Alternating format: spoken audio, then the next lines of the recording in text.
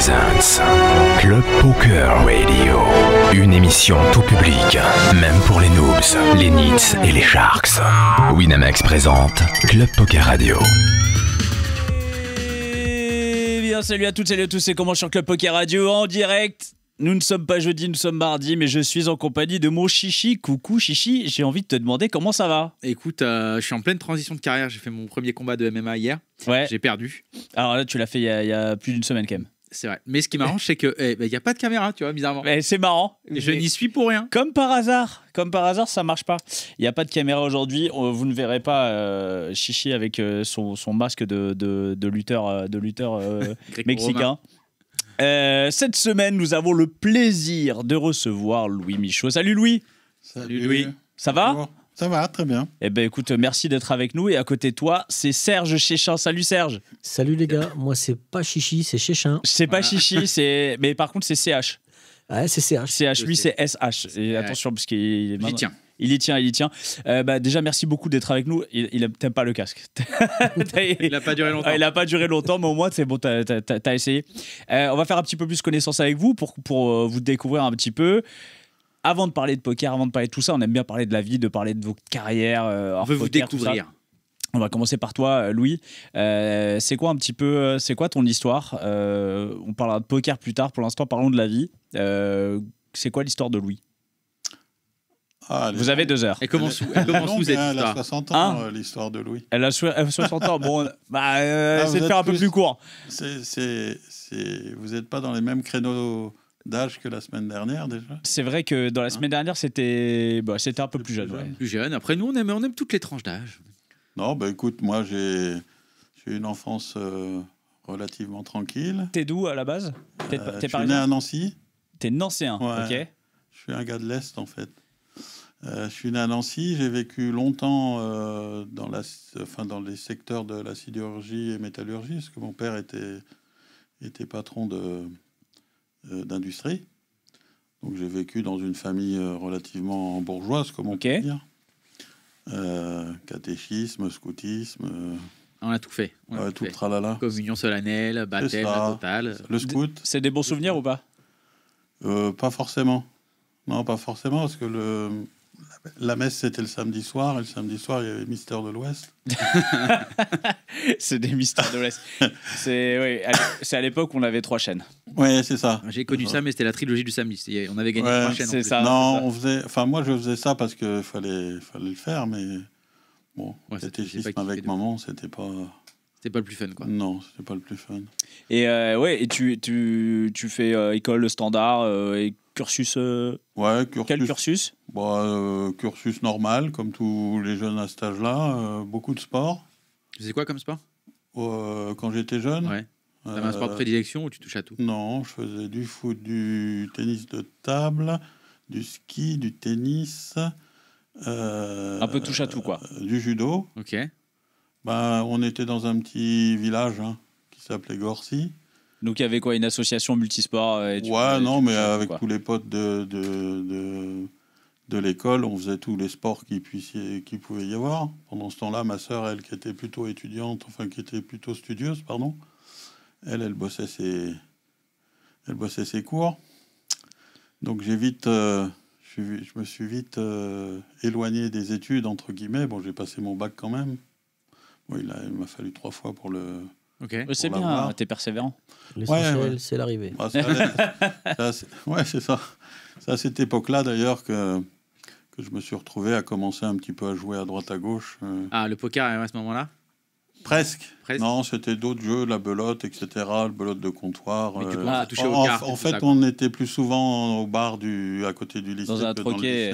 Ça jouait de l'argent ? Pas vraiment, c'était entre potes, on se payait des coups à boire. On n'a pas le droit de le dire. Si on peut le dire, il y a prescription. Il y a prescription. Ouais, là, tu sais. Alors ça devait tâter le baby aussi, non ? Baby, fléchette, tout ça ? 421, non, pas forcément, non, moi, c'était toujours des trucs assis. Ok, 421, ça... 421, moi je suis un grand fan. Ouais, 421, bien sûr. Le Yams aussi un peu plus tard, etc.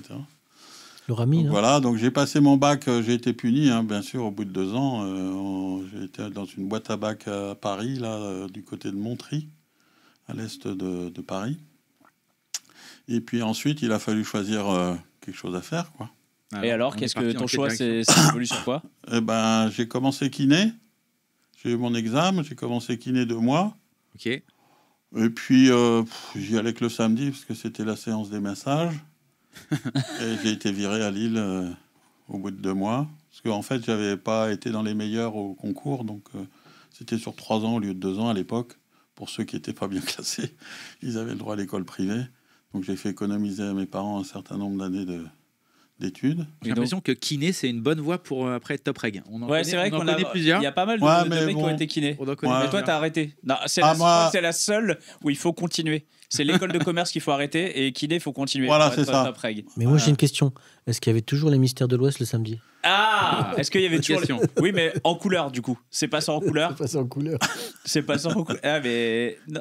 Ouais, non, c'est une question. Ça. Est-ce que ça restait ton petit rendez-vous du samedi soir au Palais Mystère de l'Ouest? Ah non, après, ça a passé vite. Mystère de l'Ouest, j'avais 8 ans, 9 ans. Ah, après, c'est passé sur le film de minuit du samedi soir. C'est ça? Ouais. On n'avait pas encore à cette époque-là. Il n'y avait pas encore Canal+, les gars. Ce qui est fou, c'est quand vous avancez trop vite. On peut plus faire cette blague parce qu'aujourd'hui, je crois que c'est même plus le cas. Je crois que c'est le film du premier samedi du mois. Ouais, si, ça existe encore. C'est le mec Il connaisseur. y a des connaisseurs. Le connaisseur. Il s'est abonné pour ça. Il est abonné à Canal+ pour ça. Je le dirais en plus s'ils étaient. Non, mais je sais. Non, je le sais parce que j'en avais parlé avec Sébastien Toen qui animait ça. Il faisait mais oui, il faisait le journal du hard. Voilà. Donc c'est pour ça. C'est vrai. Ils ont vraiment pris n'importe qui. Quand on était gamin, c'était Clara Morgan qui présentait le journal du hard. Après, ils ont pris Sébastien Toen. Ouais, c'est que ça pile. C'est différent. C'est un autre style, quoi. Ouais, voilà. T'as envie de te marrer, tu regardes plus Sébastien. Excuse-nous, on a fait une petite digression. Non, voilà. Et du coup, au bout de ces 2 mois, il a fallu que je trouve quelque chose parce que papa était pas content. Donc, comme j'aimais bien le tennis et que je me débrouillais pas trop mal, je me suis lancé dans la profession. Donc, je suis devenu moniteur de tennis dans un premier temps. C'est quoi la différence entre moniteur et autre? Et professeur? Ouais. C'est un diplôme supérieur. Ah oui, c'est vraiment ok. Il y a un vrai diplôme. Ok. Donc, le premier diplôme que tu passes, c'est moniteur de tennis quand tu es professionnel. Hein. Je parle pas des éducateurs, etc. Là, qui sont des diplômes fédéraux. Ça, c'est un diplôme national. Donc, tu as un BE, un brevet d'État, donc premier degré. Et là, j'ai eu la chance d'avoir un poste à Strasbourg, à la SPTT Strasbourg, où j'y suis resté pendant 9 ans. Et puis, suite à ce poste-là, la Fédé m'a appelé un jour pour me proposer un poste de conseiller sportif départemental dans les Ardennes, d'où je venais. Donc, j'ai pas hésité. Parce que, c'est vrai qu'un cycle de 8 ans, 9 ans dans un club, c'est déjà pas mal. Et puis, moi, comme j'étais très axé sur la compétition, je voulais pas rester... dans un club pendant je sais pas combien d'années à pousser la baballe avec maman qui m'expliquait quelle nouvelle cuisine elle avait acheté la veille pour sa maison. Donc j'ai préféré me changer complètement et m'occuper des jeunes des jeunes élites des départements et de la formation des enseignants. T'as eu des noms un petit peu de mecs qui ont explosé derrière? Ouais, quelques-uns. Enfin, j'ai eu des Florent Serra, des gens comme ça. Mais bon, après, ils ont explosé. Ils ont été quand même dans les 50 premiers mondiaux. Mais moi, je m'en suis occupé quand ils étaient jeunes. C'est-à-dire qu'après, ils passaient dans les structures fédérales, les sports-études, etc. Ouais, toi, tu étais avant le sport-études. Voilà, moi, je détectais, je formais, etc. Donc, il y a eu pas mal de filles. J'étais plutôt axé dans la formation des jeunes joueuses.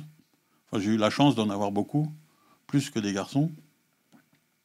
Et puis les Ardennes, je me suis retrouvé ensuite dans la Manche, dans la Ligue de Normandie, pour un poste plus intéressant.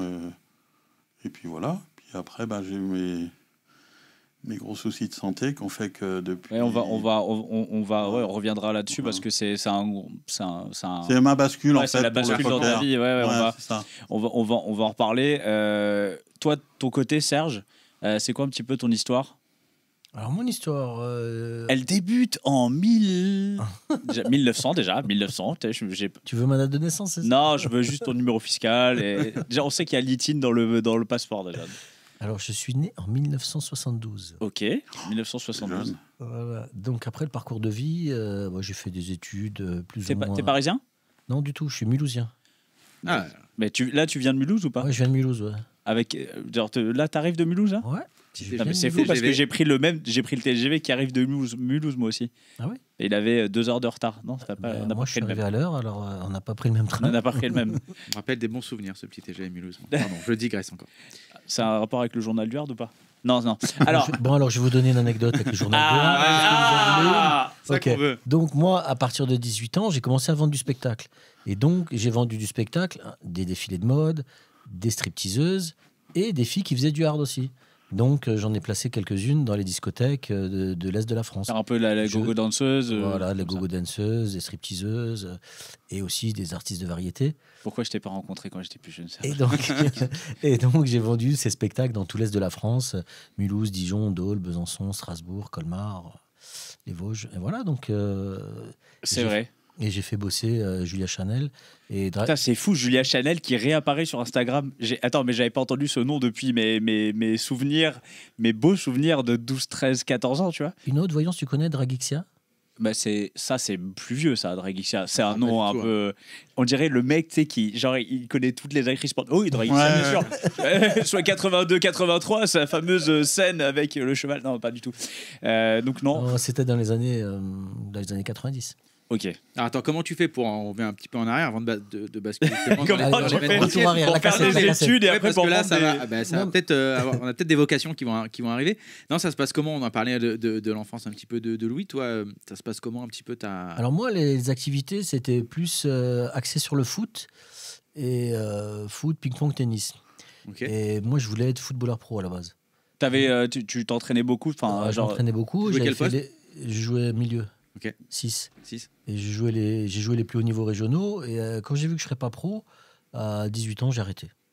Donc j'ai arrêté, puis je me suis orienté vers le, Et on t'en le remercie. spectacle. Et on t'en- Tu as fait beaucoup d'heureux. T'as fait Et- beau, c'est clair. Et donc je ramassais des strings le week-end en boîte, quoi. Pour de vrai? Ouais, bah oui. C'est la télé-réalité d'il y a 30 ans, ça. C'est- Mais bon, c'était même plus que le week-end, parce que je commençais le mardi. Du mardi au dimanche. Ah, ça fait des longs week-ends. Hein, du Mais mardi alors, attends, parce que toi, quand tu dis tu vends les spectacles, t'es sur place c'est pas juste tu t'occupes à booker les artistes, t'es aussi sur Je place. fais tout, ouais. Je m'occupe de les booker, de les accompagner, donc trouver le logement, l'hôtel, nourrir, loger. Et en gros, moi, je suis Et ramasser les strings. Je suis une boîte de nuit. Non, Je t'appelle, je te dis voilà, bah moi j'ai mon show le samedi. Qu'est-ce que tu me proposes quoi? Voilà. Ok. Bah, le samedi, il y en avait d'autres toute la semaine. Hein. Il y avait des discothèques avec qui je bossais le mardi, Colmar. Ça, c'est sûr, t'as mercredi, des Belfort. anecdotes avec qu'est-ce qui s'est passé dans les de boîtes fou. de nuit. Ouais, Tu donnes pas les discothèque, noms, c'était- tu donnes pas les noms et tu dis que c'était pas toi. Vas-y, raconte-nous des anecdotes. Le recrutement. Le recrutement, Ah, c'est toi le canapé gris là qu'on voit dans toutes les vidéos? le fameux. Non, mais Ah, Ouais. des anecdotes, oui, j'en ai quelques-unes. Allez, vas-y, raconte-nous un peu. Une croustillante. Ouais, bah oui. Allez, de toute façon, il n'y a pas la vidéo, donc Alors, au alors pire, ce cette sera fois-ci, les gars, c'est pas avec une stripteaseuse, c'est avec un stripteaseur. Ok. très bien. Comme Donc, ça, en plus, on on est est en ouvert d'esprit, 2025, tout nous, ça, Voilà, on n'aura le pas de stri- problème. Le stripteaseur fait son spectacle, il prend une fille au hasard donc dans la discothèque, et à un moment, il fait passer la fille sous sa cape, sous son Ouais, petit drapeau. souvent une petite serviette, un petit Voilà, une truc. petite serviette, un petit drapeau. Ok. Ben, la jeune fille, N'est elle pas avait envie sortie. de croquer la pomme. C'est pas la pomme qu'elle a croquée, mais voilà. D'accord. Donc, Ah oui. Et toi, t'es là. Putain, c'est plus cher, ça. Hein, voilà, pas dans la une prestation. petite anecdote côté masculin, mais une petite côté féminin. Une ardeuse qui passe dans une discothèque et le patron de la discothèque lui dit écoute Gina bon. il lui dit, bon, écoute, il lui dit- écoute, Denise. il lui fait tu fais soft hein, s'il te plaît, j'ai pas mal de commerçants, c'est un jeudi soir. Et elle lui dit oui pas de problème. Donc les spectacles duraient sur 3 chansons. Donc vous avez 3 chansons. À la première chanson, elle était déjà nue. Donc elle pose son drapeau sur la piste et elle commence à s'enfiler des objets dans tous les sens. Oh putain. Le patron de la discothèque, avec le micro, il lui dit mais Qu'est-ce que. mais je t'avais dit soft. Et il lui dit, mais cette bouteille, elle vaut 200 On euros. était qu'à la deuxième chanson. Il Imagine la était troisième. ébahi et à la fin il va la voir, il dit mais s'il te plaît, mais je t'avais dit soft. Et elle lui répond mais je pouvais pas faire plus soft. Non, mais oh putain. Oh, putain. Voilà, 2 petites anecdotes rapides. Bon, merci beaucoup pour ces anecdotes qui vont nous faire sauter la chaîne. moi.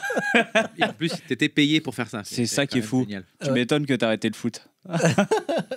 et donc, en fait, mais par contre, en termes de rythme de vie, Ah bah, était- je vivais la nuit. tu vivais hein. t'avais je vraiment me couchais un- à 5-6 heures du matin, je me levais à midi, 13 heures, et donc j'avais un rythme décalé pendant des années. et t'arrivais enfin, genre, c'était vraiment le kiff d'avoir cette vie. Tu Ah bah, je plaisais faisais beaucoup. ça, j'ai fait ça pendant plus de 20 ans, et j'ai vendu de la téléphonie mobile aussi, J'ai fait une pizzeria de livraison à domicile.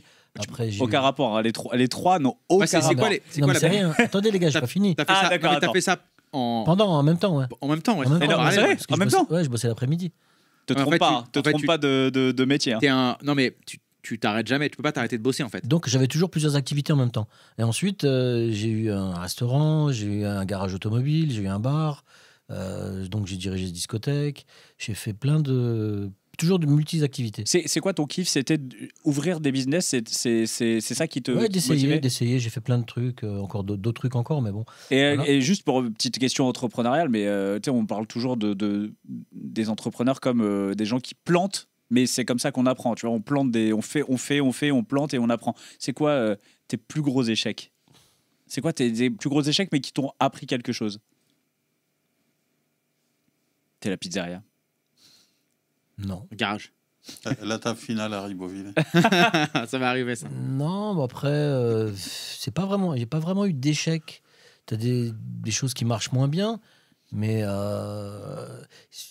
Ouais, t'as pas eu une affaire qui finalement elle s'est plantée complètement. Pas eu de truc, comment ça fonctionne alors? Comment ça fonctionne dans ta tête? Tu vois, quand tu veux lancer, parce que là, tu nous as parlé de plein de trucs qui ont à peu près tous rien à voir entre eux. Comment ça se passe quand tu décides, tu vois, d'aller dans une activité comme ça? C'est quoi? C'est une petite fibre parce que tu peux pas non plus tout connaître, tu vois. Mais qu'est-ce qui fait que tu te lances dans un domaine? C'est une question d'opportunité en fait. Tu connais quelqu'un qui est dans un domaine et tu vas faire ça. Maintenant, moi par exemple, ça fait 10 ans que je fais du diagnostic immobilier.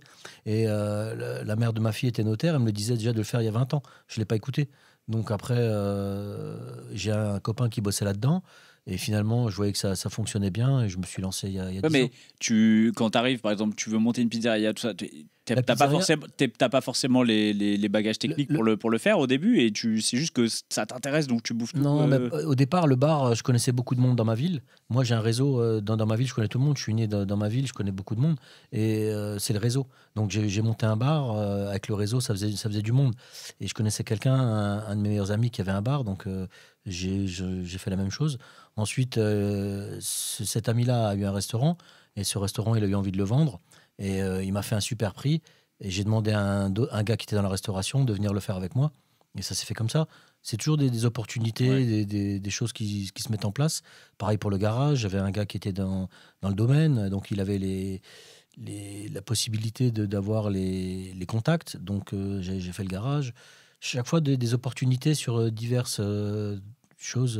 Et est-ce que parce que c'est vrai que souvent, tu vois, quand on commence, notamment quand on est entrepreneur, quand on commence au début, ce qui est difficile, c'est de déléguer. On a envie de tout contrôler, de tout gérer. Et forcément, au bout d'un moment, c'est pas possible. Est-ce que toi, t'as rencontré un peu de soucis?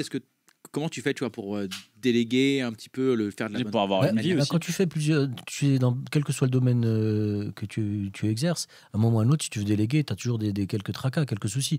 Même avec la nuit, les stripteaseuses, quand elles venaient de Paris, une qui rate son train, le mec, il a son spectacle le soir, il a fait sa pub, il veut qu'il y ait quelqu'un sur scène. Il s'en fout que la fille, elle a raté son train. Donc là, il faut trouver une solution. Et comment tu fais? J'avais du local. Donc je prenais du local et je lui dis écoute viens, j'en ai formé quelques-unes à bosser, je leur expliquais. De toute façon il y avait trois critères. Il fallait être bien foutu, savoir danser et avoir des tenues. Si tu en avais 2 sur 3, ça passait quoi. T'as jamais toi monté sur scène parce qu'il y avait pas en dernier recours. Ça serait pas passé. Non. Ça passera pas. Toi, Louis, je voudrais qu'on reparle un peu juste du sport parce que il y a beaucoup de similitudes. Souvent avec le poker, on parle comme ça. Tu t'as essayé de donner ce mindset un peu de champion à tes joueuses, parce que c'est beaucoup plus des joueuses que des joueurs. L'état d'esprit, t'arrivais à leur inculquer ça, ou c'est quelque chose qui t'intéressait, le mental? C'était primordial parce que nous on s'occupait vraiment des meilleurs. Donc forcément, pour passer le cap, si la tête elle suit pas, tu n'y arrives pas. Donc à mon époque, les préparateurs mentaux, ça n'existait pas. Hein. C'est très récent. C'est comme les cellules psychologiques, dès qu'il y a un truc, il y a une cellule qui se monte, dès que ceci, dès que cela. Nous, à notre époque, c'était débrouille-toi, vas-y à l'arrache et machin. Alors, il y avait quelques petits tips, petits conseils, donner, etc. Mais c'était... c'est rentre dedans et vas-y et fracasse tout et et bats-toi, et voilà, quoi. Hein, c'était même le minimum, quoi. Hein. C'était même plus un signe de faiblesse, même de parler un peu de mental, j'ai l'impression, il y a quelques années, quoi. On voyait, il fallait être un peu indestructible quand on avait ce champion. Il y a souvent eu ce problème où le prof de tennis, le vieux prof de tennis comme moi, hein, le préparateur physique, le préparateur mental, à notre époque, c'était secondaire. Alors qu'en fait, aujourd'hui... Il y a pas, en fait, c'est pas primordial, mais en tout cas, il n'y a pas de hiérarchie, quoi. Tout est important, quoi. Tout est aussi important. Le diététique, etc. Alors ça, j'avais un peu plus de mal à expliquer, même si je le faisais quand même. Mais non, c'est tout un ensemble maintenant. Ouais. Et qu'est-ce que tu dirais le trait commun des... T'as dû côtoyer des futures championnes. Qu'est-ce qu'elles ont en commun? Et même les garçons, qu'est-ce qu'ils ont en commun, les champions? Ceux qu'ont pas les autres, qui peuvent être très bons, mais... Le problème, c'est que c'est compliqué en France de parler de champions. Surtout aujourd'hui, de championnes en particulier. Hein, on n'a qu'à voir les derniers résultats de la Fédé, parce que j'ai l'impression qu'on s'est mis vraiment beaucoup trop à la hauteur des joueuses et des parents. Enfin, le rapport que nous, on avait, nous, en tant qu'enseignants, avec la joueuse et les parents, était complètement différent de ce qu'il est aujourd'hui. Mm-hmm. Aujourd'hui, c'est l'enfant roi, tout lui est permis, entre guillemets. Les parents sont systématiquement là, font partie du projet. Pourquoi pas, hein? Mais je trouve que le prof, il est un petit peu en retrait. Enfin, le prof et puis les entraîneurs sont un petit peu en retrait du projet, même s'ils en font partie. C'est pas eux qui décident, au bout du compte, hein. Et les filles ont des particularités au niveau des entraînements que n'ont pas les garçons. Hein. C'est pas facile. Surtout quand tu as un groupe de filles, c'est complètement différent d'un groupe de garçons. Un groupe de garçons, c'est des potes, etc. Ils déconnent ensemble, etc. Les filles, c'est plus compliqué à gérer. Il y a plus de concurrence. Il y a de la concurrence, de la jalousie avec l'enseignant. Il y a de la jalousie entre elles. Alors ça se voit pas, hein. Elles sont pas bêtes. Hein. Bon, et le pire, c'est quand tu as un groupe de 3 filles. Moi, ça m'est arrivé plusieurs fois d'avoir des groupes de compétition de 3 filles où il y a toujours 2 contre 1. 2 mois après, c'est 2 autres contre l'autre, etc. Et là, c'est plus du psychologique avec les filles. Ouais, donc ça rajoute un problème en plus dans l'équation. Ça rajoute un problème en plus. Après, techniquement, et à entraîner, c'est plus facile d'entraîner les filles que les garçons, quelque part. Hein. Enfin, moi, j'en parle en connaissance de cause. Parce que le jeu évolue pas de la même façon, c'est plus simple à haut niveau. Il n'y a pas beaucoup de schémas tactiques quand même chez les filles, hein, faut dire ce qui est. Donc voilà ce que je peux dire par rapport au tennis actuel. Moi, je me sens plus concerné du tout, hein, qu'on soit bien d'accord. Non. Depuis mon problème déjà 2-3 ans avant, je commençais déjà à me lasser du rapport humain qu'on pouvait avoir avec les parents, les autres entraîneurs, les dirigeants. C'est jamais simple d'avoir des dirigeants qui sont des bénévoles quand tu es professionnel. Ça, le rapport avec les parents, alors moi je le connais beaucoup plus dans le foot qu'au tennis, mais c'est vrai que c'est un problème depuis on va dire une dizaine d'années qui est de plus en plus récurrent, notamment peut-être avec le développement des réseaux sociaux et puis des fameux projets Mbappé, genre de choses. Ça, tu l'avais déjà senti que que l'évolution du rapport avec les parents s'est dégradée énormément? C'est pas qu'il s'est dégradé, c'est qu'il a changé. C'est-à-dire qu'à mon époque, les parents n'assistaient pas aux entraînements. Ils déposaient le gamin, ils partaient, quoi. Ils déposaient le gamin, même ceux qui voulaient y rester, parce qu'il y en a beaucoup qui voulaient rester. Nous, notre politique en tant qu'enseignants, c'était de ne pas les garder, justement, pour que l'enfant soit bien... Donc, il suffisait d'en parler avec les parents, ils comprenaient tout à fait, etc. Aujourd'hui, ça, c'est plus possible. Tu es obligé de faire avec. Donc, s'ils veulent rester sur le terrain, ils restent sur le terrain. Et tes dirigeants vont plutôt dans le sens des parents que dans ton sens à toi. Et est-ce que ça arrive d'avoir des parents qui vont dire non, mais là, il faudrait plus l'entraîner comme ça, lui faire ce... Ouais. Bien sûr.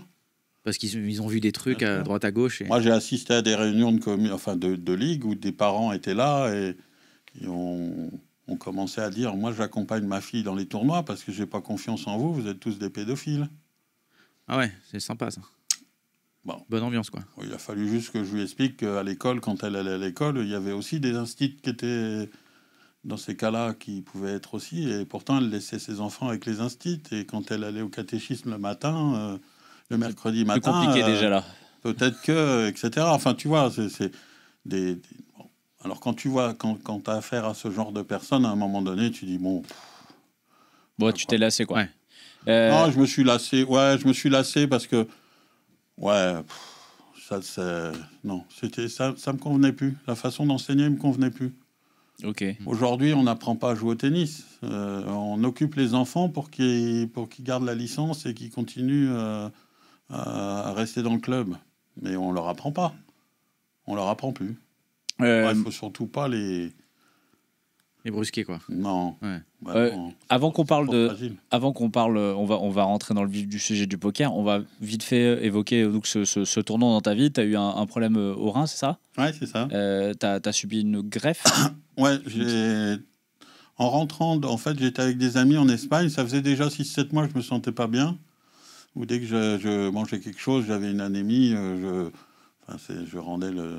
Et j'ai perdu une quinzaine de kilos en l'espace de 10 mois à peu près. Et je voulais pas aller me faire soigner parce que j'avais la trouille, quoi. Donc si j'ai un conseil à donner, c'est que dès que vous avez un truc, allez-y direct. N'attendez pas. Parce que moi, j'ai attendu. T'avais la trouille du verdict. En fait, tu le savais, mais t'avais peur, quoi. Ouais. Tu te doutais que ça je pensais que j'avais même plus que... Enfin, déjà important ce que j'ai eu, mais encore plus que ça. Donc, je retardais l'échéance, etc. Mais en fait, quand je suis parti en Espagne, je pouvais plus marcher, c'était plus possible. Donc, ils m'ont ramené en urgence. Je suis arrivé à l'hôpital et puis là, ils m'ont gardé. Dialyse directe, créatinine explosée, record de la Manche. Et très beau record. Très beau record. Encadré chez toi. Et donc dialysé en péritonéal, c'est-à-dire à la maison, avec un appareil, avec un tuyau dans le ventre et un appareil qui tourne toute la nuit, avec des tonnes de carton dans tous les couloirs pour les poches, etc. Enfin, un truc... du jour au lendemain, tu te dis bon, ta vie faut y bascule aller, vraiment. En fait, la vie elle bascule parce que tu peux plus bosser, tu peux plus partir avec les enfants à l'extérieur, les emmener à l'étranger, etc. Tu peux plus partir plus 24 heures. En gros, tu dois dormir chez toi le soir, quoi. Ouais, t'as le droit à une fois dans la semaine où tu n'étais pas obligé de te brancher. Ok. Bon, c'est pas forcément l'idéal parce que le lendemain, t'as quand même 20 kilos de flotte dans le vide. C'est pas génial. Et donc, à un moment donné, avec la Fédé, on a décidé de stopper. Ils m'ont proposé des postes dans un placard. Bon, j'ai pas voulu. Donc, du coup, on a arrêté d'un commun accord il y a 17 ans maintenant. Donc, j'ai été dialysé 4 ans avant d'avoir la greffe. Donc, ça, pendant 4 ans, tous les jours? Tous les jours. Tous les jours, Toutes les nuits. Toutes les nuits, ouais. Comment ça se passe là à ce moment-là Alors, pas le moment où tu te fais diagnostiquer de ta maladie, etc. Mais justement, quand tu vois, après 6 mois par exemple, que tu es à la maison comme ça, tu es branché toutes les nuits, comment ça se passe dans ta tête? Tu te dis, mais qu'est-ce que je vais faire derrière? Est-ce que déjà tu as un peu un plan? Est-ce que tu vis au jour le jour? Ça se passe comment? Non, le seul truc, c'est que tu attends qu'il y ait malheureusement un rein qui se libère. Et donc là, tu es près de ton téléphone en permanence, d'attendre le coup de téléphone, quoi. Même avec ton matériel, tu peux pas partir une semaine parce qu'on peut t'appeler de la minute à l'autre. Et il faut que tu ailles. Là, à l'époque, j'étais à Cherbourg, donc j'étais à peu près à 100 km de Caen. C'était à Caen où tu te ferais opérer? Ouais, c'était à Caen. Okay. Ça. Donc forcément, tu dois répondre dans l'heure à la demande et puis foncer, quoi. Et donc, 4 ans après, tu reçois ce coup de téléphone? Ouais, un 22 décembre. 22 décembre, ok. Tu te rappelles de la date, évidemment. Et puis là, pareil, ta vie rebascule dans l'autre sens, puisque ça change ta vie aussi. Alors, pour connaître quelqu'un qui a eu une greffe de rein, c'est très, très éprouvant aussi, parce que tu es très fatigué aussi après. Avant la greffe de rein. Et après aussi, non? La dialyse, c'est... Enfin, je dis que c'est... La chimio, c'est pire, mais la dialyse, c'est le problème, c'est que c'est une fatigue. T'es fracassé tout le temps. T'es fracassé. T'as plus d'anticorps. Enfin, t'es pas bien, quoi. T'es pas bien, mais ça va. Moi, en tout cas, ces 4 ans-là, je les ai passés à peu près relativement. Bon, sauf que je voyageais pas, je bougeais pas, enfin bref, je faisais rien. Et t'es quand même passé d'une vie de prof de tennis, c'est-à-dire assez active, à t'arrêter, quoi. Ouais, c'est ça. Ouais. Bon, t'as plus de vie sexuelle avec un tuyau. Enfin bon. Et puis t'as pas d'énergie, t'as pas d'énergie, t'as plus rien, voilà. Donc, bon, et t'as récupéré, alors je vais pas te parler de ta vie sexuelle, mais t'as oui, ça. Et ben justement, elle est là. Non, et assez vite, t'as récupéré de l'énergie quand même. Le lendemain. Ah ouais?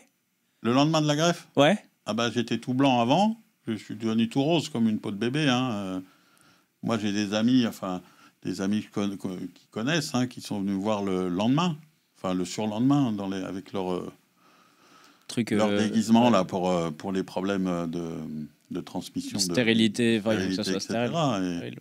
Non, mais ils l'ont vu tout de suite. Hein. Ok, donc bon, bah, on peut dire que ça c'était donc 22 décembre combien 2000 combien 24, ça c'était 24 ou 25 décembre. De quelle année? Il y a 13 ans maintenant. Donc, ok, donc 2012. 2012 ou 2013. D'accord, ok. Ta vie a changé. Ma vie a changé, sauf que maintenant tu as des médicaments, des anti-vie, que tu n'es plus protégé. Donc le Covid, ça a été compliqué. Puisque tu n'as plus d'anticorps, dès que tu chopes un rhume, un machin, il faut que tu fasses attention. Voilà. D'accord.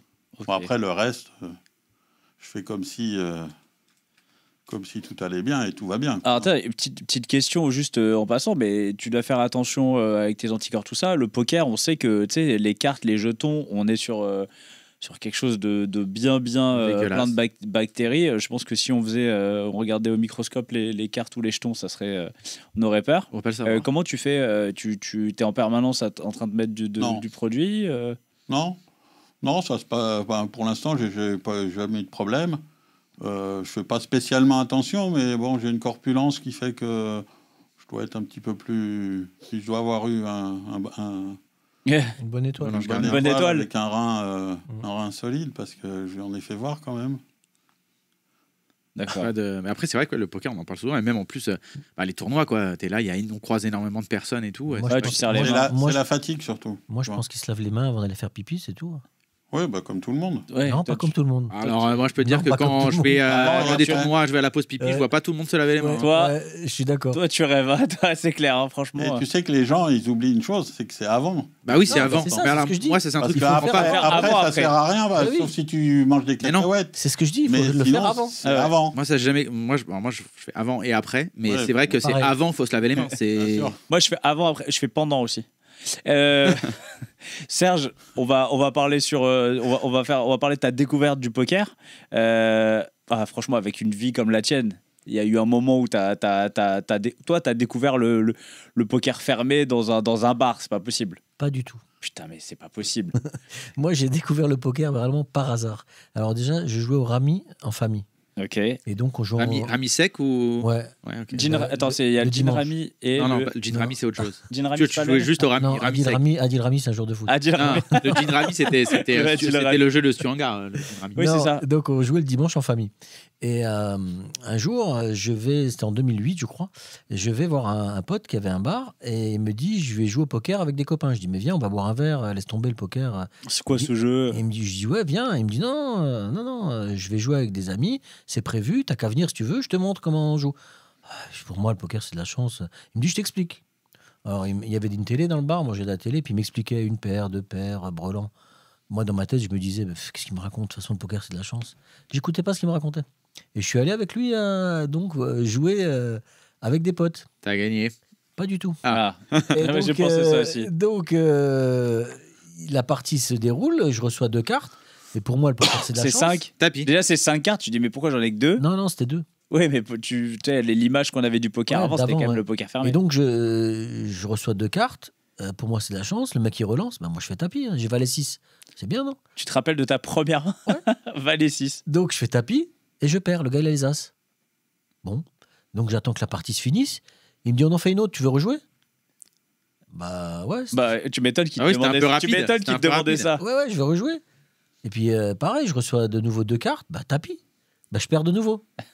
Et donc, ils m'ont dépouillé. Et donc, j'ai dit, bon. Tu les as aidés quand même. Hein. Ça m'a énervé. Je me dis, maintenant, il faut que j'apprenne. Donc, au café, là que tenait mon pote, il y avait un petit appareil où on pouvait jouer au poker pour pas grand-chose, là, des centimes. Et jouer. Donc, j'ai appris sur ce truc. Et après, j'ai joué avec les copains de plus en plus à chaque fois. Et c'est comme ça que j'ai découvert le poker. D'accord. Donc, tu t'es rendu compte à un moment que c'était pas que de la chance, quoi. Ouais. Et après, ils t'ont fait revenir une fois. Et là, par contre, t'as pas fait tapis toutes les mains, tu les as rasés. Et là, ils devaient te déguer. Bon, Non. vas-y, on arrête de jouer, on joue à autre chose. Et j'ai commencé à apprendre parce que justement, j'étais vexé d'avoir été le pigeon de la Par ego, quoi. C'est vrai que souvent, comme ça, au début. Et donc, voilà. Et mais ça jouait en sit and go, ça jouait en cash game, ça jouait en quoi? Non, pas en cash game. C'était des petites parties. Des petits sit and go, Ouais, des trucs comme petits, ça. on était 7-8, ça jouait, puis ça reprenait une partie, ça faisait 4-5 parties dans la soirée, quoi. Et ce jeu, t'as jamais quitté, du coup? Et après, alors, je jouais. Il y avait un casino à Bâle où ils organisaient des tournois le dimanche. Donc, j'ai commencé à aller jouer des tournois le dimanche. Puis après, ils faisaient du cash game aussi dans ce casino. Donc, j'allais jouer en tournoi et en cash game. Sauf que le jeu n'est pas tout à fait le même.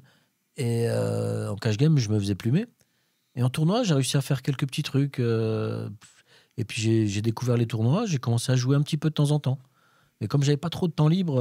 Ah oui, c'est ce que j'allais te demander, parce qu'avec ton activité professionnelle. C'était vraiment occasionnel. Et ça fait que 4-5 ans que je m'y suis mis un peu plus sérieusement. Et Covid, en fait, là, après le Covid, un peu, c'est ça, globalement. Ouais, c'est ça. Mais après, moi, comme je jouais avec des gens qui étaient un poker assez récréatif, je suis resté dans le même esprit, quoi.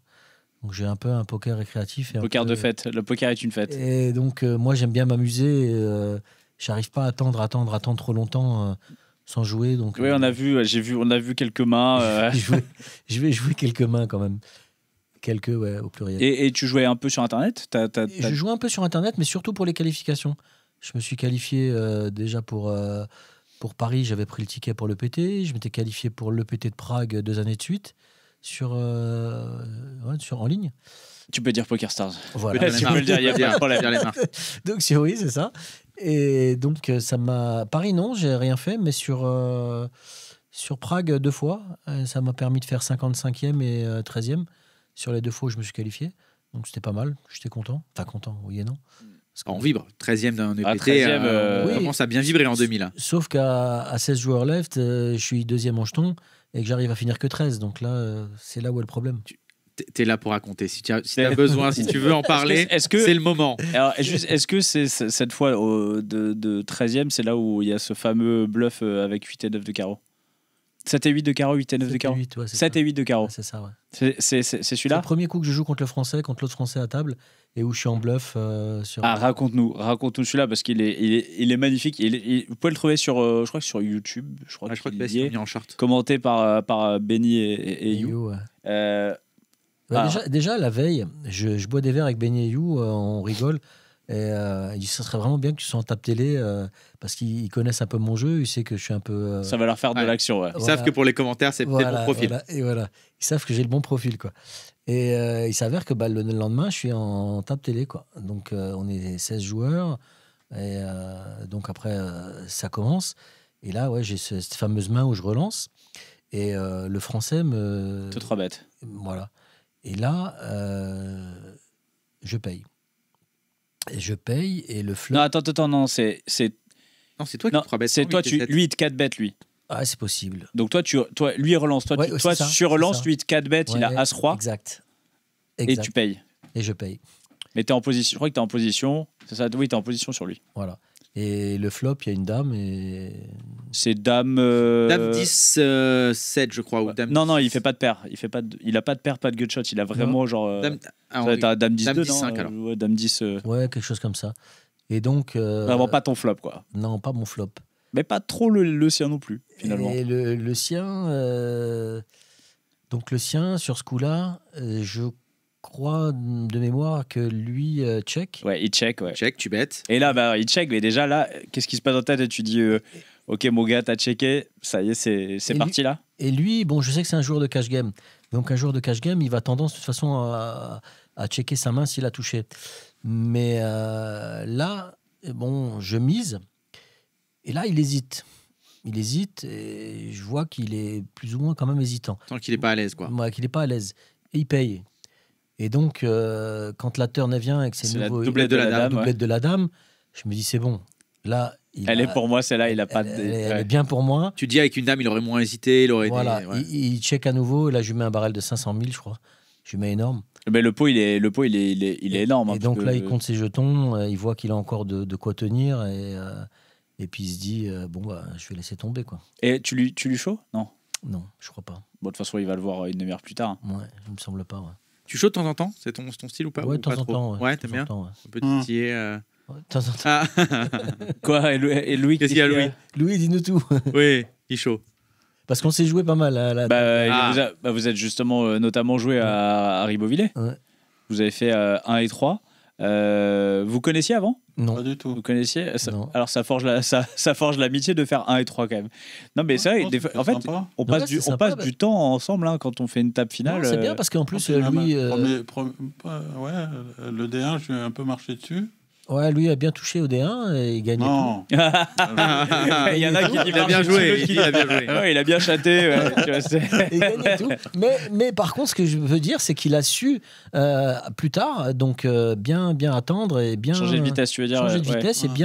bien analyser les spots et puis bien aller quand il fallait quoi. Donc respect, bravo. Toi, Louis, c'est quoi? Ça se passe comment? T'as découvert du poker? Voilà. Alors moi, j'ai joué au poker les premières fois en poker fermé. Il enlève ses lunettes. Alors, Ah, c'est toi, parce que c'était avant d'attendre les je vous mystères vois de mieux. l'Ouest. Je vous vois mieux. Non. J'ai commencé à jouer au poker fermé à Strasbourg. Ok. Donc, 84. une bande de potes, entre 84 et 88, ouais.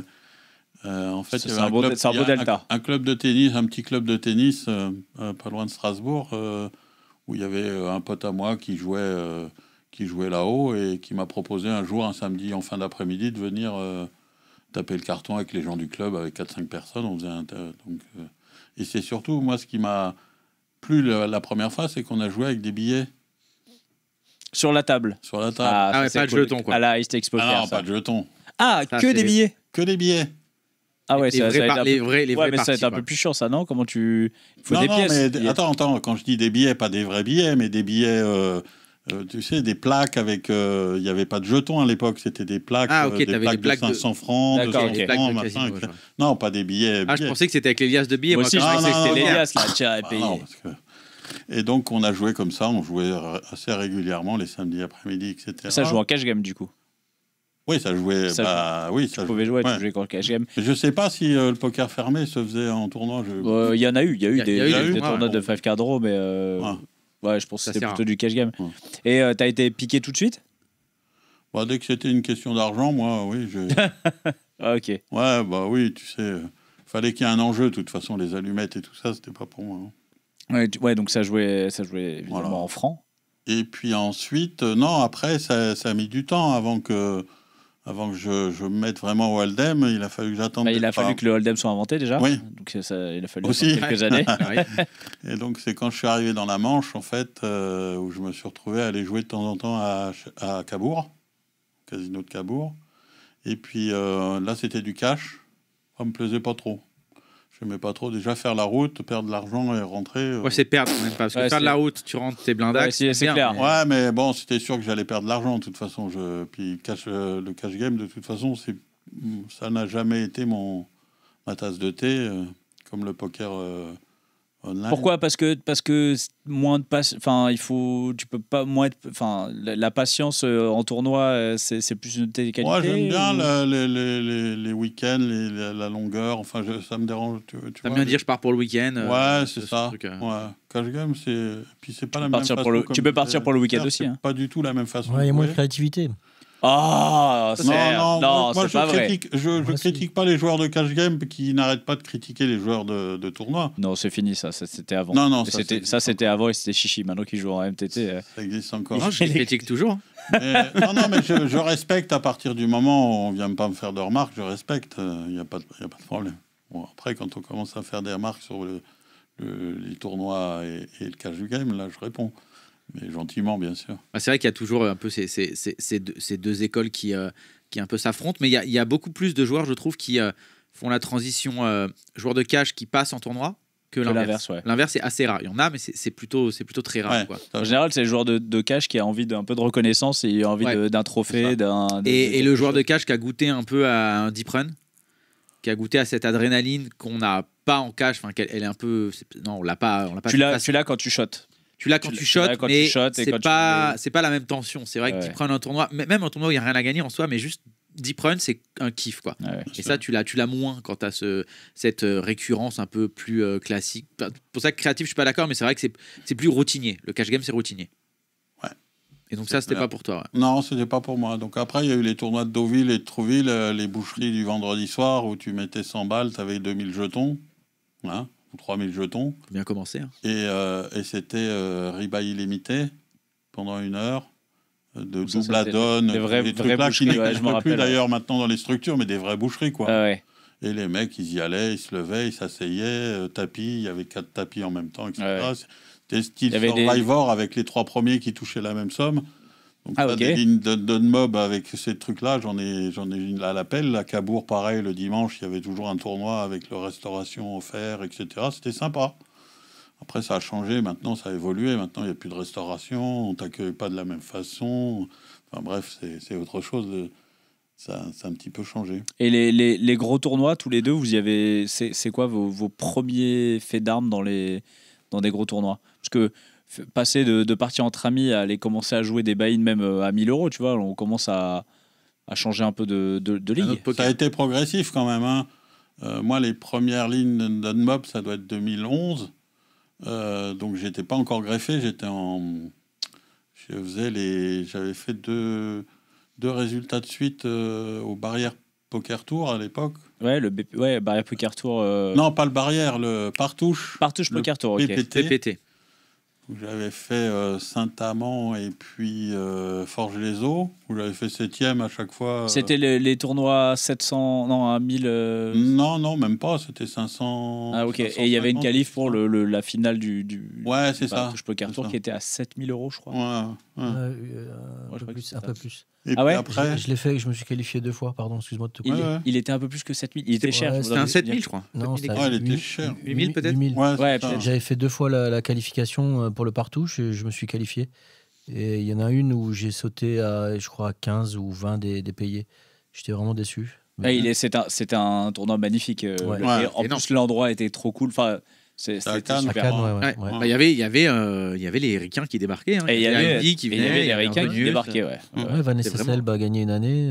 Vanessa Zelps, elle a Parce gagné. que- Et Alain je me Roy. rappelle, nous, on avait reçu Phil Helmut pour une radio à l'époque. Il y a plein. Phil Ivey était là. Ah, c'était vraiment par rapport à maintenant, c'est littéralement une autre époque parce qu'on se rend pas compte que maintenant on a l'impression que 10 000, ça reste très cher pour un tournoi, mais maintenant avec les tritons, ça impressionne plus personne en soi. À l'époque, c'était les tournois les plus chers. Les 10 000, Ouais, il y avait, après, pas, des il y avait 10 les 000, 25 000 à WSOP, mais il n'y avait pas de tournoi plus cher que Ouais, 10 000. mais des 10 000 en France, t'en as pas. À l'époque, le PT était à 10 000. Hein. À l'époque, Ouais, les le EPT PT étaient à 10 000. Le PT à 10 000, le Moi, Monte j'en Carlo, double c'était PT, 25 000. Hein. J'ai fait le Ouais. PT de Deauville à 10 000. Attends, non, c'était pas 25 mais 000. j'ai pas payé 10 000. Hein. J'ai fait une qualif avant, mais le PT à l'époque à Deauville, c'était 10 000. Ouais. Attends, les PT, c'était 10 000. Le PT Monte Carlo, c'était 15. C'était pas 25, c'était 15. Ouais, en était plus, plus cher, c'était je plus crois. cher. Ouais. C'était la grande finale. Mais après, les top, Ouais, Samuel top, Trickett qui avait gagné. Oh putain, Ilan Boujna, je me souviens de ce rail de folie. Ah, Moustapha Roger, Kanit qui Moustapha avait fait Kanit, 6ème. Mustafa Kanit. Hein? Il était tout jeune. Et il était tout Des- jeune. début Ah, de j'avais carrière oublié qu'il de avait fait Mousse. ça, Mousse. Olé Chemian, champion du monde. Olé Chemion qui avait. Ouais, il y avait. Ah, Ouais, des gros noms. Hein. Ouais, Cyril André, en 2010. Cyril André. Cyril André. Alain Roy avec sa ouais, Brice Cornu. Oh là là, il y a vraiment des noms qui reviennent. Ouais, donc vos premiers, toi Louis, donc ton premier gros tournoi, c'est quoi? Tu as un souvenir d'un tournoi où tu mets les pieds et là il y a un petit stress, il y a vraiment là tu dis ok là on. Deauville, Je suis dans la cour des grands. le PT. Quand tu Ouais, le PT Je Deauville prends mon c'était. ticket à 750 €, je le prends. J'arrive 10 minutes après, je parlais aux mouettes. Ah ouais. Ah ouais. 10 minutes. Ouais, un quart d'heure. Attends, il s'est passé quoi? Bon, Bah, il a joué une s'est main. passé que 7 over 7. T'arrives, t'es assis, tu trembles et puis la première main que t'as As Valet dans les mains et puis t'as As Valet au flop. Ah, il avait deux Ça, as, quoi. Bah oui. Ah. Voilà. Bon, voilà, t'as le droit de parler aux oiseaux. Bon là c'est vrai, là Autorisé. c'est. Mais en fait, quand les mecs te disent après, enfin bon, après. Après coup, les Notre gens te disent. discussion parce que Oui. de toute façon, c'est le genre de truc qui m'énerve le plus. Tout le monde sait tout après. hein. Ouais, c'est ça. Normalement, c'est facile. Ah, c'était foldable quand même, Louis. Non, je rigole. c'est pas- Ouais, non. Mais t'avais le temps. Ouais, t'avais le temps. T'avais des jetons. Ouais, j'avais quand le même. full mal. T'es pas obligé. Ouais, non. Bon.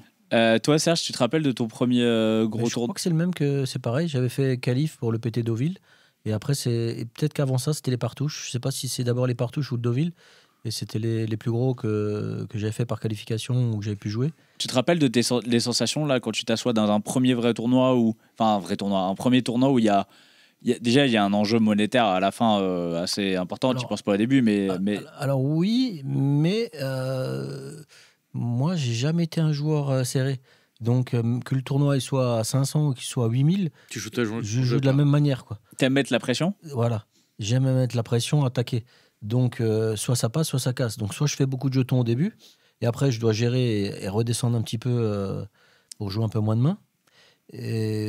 Ou alors je saute assez rapidement. Est-ce que t'aimes quand tu es à une table comme ça montrer un peu que c'est ta table, toi être le patron de la table? Est-ce que tu es dans cet égo? Voilà. Est-ce que quand il y a un autre mec qui va un peu batailler, est-ce que là vraiment ça devient un peu ta cible et c'est ton style, quoi? Non, ma cible, c'est quand un gars il m'a fait un peu du sale et que j'ai pas apprécié. Donc après, je l'ai dans le viseur et 9 fois sur 10, je touche le gars que je veux toucher. Donc, c'est de l'ego. Okay. Il y a pas mal d'ego. Ouais. Léger. Tu parles beaucoup, hein. Parle beaucoup à toi. Ouais, t'es un animateur de table. Ouais. J'aime bien faire rire un peu et après des fois je mets un peu la pression au gars et puis si j'aime bien faire rire mais après je mets la pression. Il y a des fois ça marche, hein. On connaît plein. Hein, et puis c'est sympa, c'est les tables comme ça qu'on aime. C'est quand il se passe, c'est agréable. C'est pas méchant. Quand t'es pas le mec qui lui a fait une horreur, si on te fait une horreur mais qu'on s'excuse bien, on t'ouvre un verre et tout. Il y en a eu 2 là au BPT à Barrière. Je leur ai dit en plus. Je leur dis, écoutez, voilà. Je suis désolé, mais à partir de maintenant. À partir de maintenant, tu vas être ma cible. Je vais te prendre et les gars, au jour 2, j'étais chip leader de la table, j'ai 550 000 et la 450. Et le coup, il est assez simple. Il me colle juste en. Moi, je suis big blind, il est en petite blind, il me colle. Moi, je relance avec 4 et 2. 15 000, il me revient dessus à 39 000. J'ai mis 15 000, je mets 39. Hein. Donc, je paye. Est-ce que tu lui dis ça? J'ai mis 15, je mets 39. Non, je lui dis rien à ce moment-là. Mais il savait qu'il était ma cible. Je lui avais dit auparavant. C'est vrai que t'allais pas fold là, de toute façon. Non, je folde pas. Et donc, le flop, il sort. 4 et 2 et il folde pas. 8, 5, 3. Il met 15 000. Je paye. Et là, il y a l'as qui vient. Et quand il y a l'as, il réfléchit. De toute façon, t'as pas l'as, je lui dis. Je suis max. Alors que lui, et il a deux as. Là, il me met énorme. 150 000. Il a 2 paires as 3. Ah. Je le reviens dessus. Il me fait all-in. Payé. Et puis là, il saute. Et là, il était dégoûté parce que, bon, voilà. Tu lui dis pas, tu lui dis, je t'avais dit. Tu lui fais un petit mot quand même. Oh putain, c'est vrai. Pas sûr à sa place toutes les tables l'ont su ce coup-là parce qu'ils sont tous venus nous dire. Enfin, moi je connaissais pas encore Serge, mais ils sont tous comme il est du coin, etc. Tout le casino n'a pas. Il a encore fait du sale. Ouais, on a la main, on a le courage de Von Style. Serge Chacha est le nouveau chef. Ah oui. Il fait 13 000 au fait. Attends, il fait 13 000 au flop, j'ai fait 34 000. Moi, je préfère il m'a fait 34 000. J'ai fait 13, je vais faire 34, je vais payer. J'aime bien ça. C'était pas le bon spot pour te limp re-raise. Je pense que là, avec. Ah ouais, franchement, si tu sais que t'es dans le viseur, c'est-à-dire que tu vas moins fold, peut-être qu'on va peut-être pas pousser un peu. Et puis il y a un autre jeune après aussi au jour 2. Pareil, il m'a fait un coup sur un flop. Lui, il a une paire de 8. Il y a un flop, il y a un valet, je bête, il paye. À la turn, il y a une dame, je bête, il paye. À la river, il y a un as. Bon, ça me bloque, donc check. Je vois ses cartes, il monte paire de 8. Je dis OK. T'as pas cru. Pas de respect. Et t'avais quoi, toi? Je sais plus. Ah, donc pas grand-chose. On avait moins bien que paire de 8. On avait moins bien que paire de 8. Pas de respect, dorénavant, t'es ma cible. Et donc, en fait, c'est juste, on te prend un coup, on est ta cible en fait. Non, en fait, Serge, c'est le parrain. Il fait ça, il n'y a plus de respect. Alors, viens me voir. C'était pas respectueux. 2-8, il y avait une dame, un valet. 2-8, tu me payes. Ok. Ce que je savais pas, c'est qu'il m'avait déjà vu jouer en stream sur le PT. Il me l'a dit après. Donc, c'est pour ça qu'il a payé. Il savait que tu étais un peu foufou déjà. Voilà. Donc, il a payé. Et donc là, je lui ai fait mal.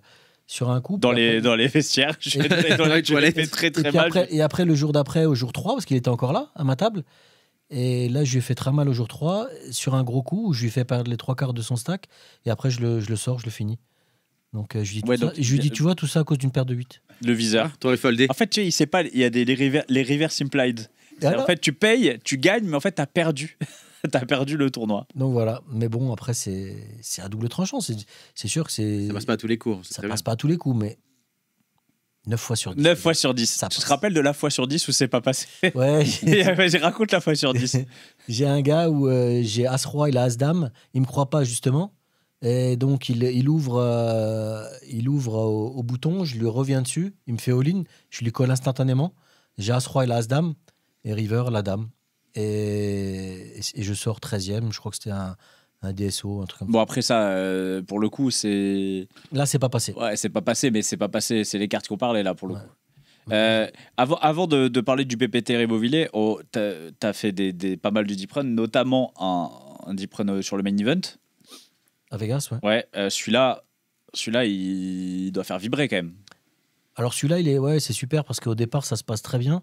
J'arrive à monter des jetons et ensuite... Avec la même technique, avec la technique Ouais. du viseur et du Capitana. Là, en fait, vu que je peux pas trop parler, je suis pas en France, je reste un peu plus tranquille. Tu parles anglais un peu ou pas? Ouais, mais léger, little bit. Donc, Ouais, tu peux pas faire du trash talking toute ouais, la donc journée. Quoi. non, voilà. Donc là, on reste tranquille. Mais j'ai une anecdote à vous raconter comme un sujet. Ah, bah, Mais On la plaisir. prend avec je vous la grand plaisir. raconte dans 2 minutes. D'abord, Ah, Est-ce qu'il y a un drapeau aussi dedans? Parce que pour l'instant, toutes tes anecdotes, il y avait un drapeau et non, un là, il stripteaseur. n'y a pas de drapeau. D'accord. Mais c'est une anecdote assez originale. Donc là, ça se passe bien. J'arrive à grimper des jetons tout au long des jours qui se passent. Et j'ai eu une chance de passer une paire de valets contre une paire de rois au jour 6. Un tapis pour tout échelon? Ouais. Ok. Et là, j'ai touché le valet. Ouais, ben, C'est j'imagine. le coup qui m'a sauvé. Et après, un petit coup où j'ai 3 millions, il a 1,2 million, il pousse tapis avec la paire de 9. Et j'ai une paire de dames, flop 7, 7, 2, 2 et river 9. Donc là, je perds le coup. Il me reste 1,8 million. Là, on est jour combien? On est jour 6, milieu de jour 6. Et après, j'essaie de tenir avec 10 blindes pour arriver 80e où c'est le palier supplémentaire. J'ai même jeté à ce valet préflop. Mais bon, voilà. T'as le souvenir, tu commences à avoir la pression un peu ou vraiment encore à ce moment-là, t'as pas de pression? Encore une fois, il y a beaucoup d'argent parce que tu sautes, tu dois prendre pas Non, loin j'ai de pas de pression. 80, non, 90. Je presse 101.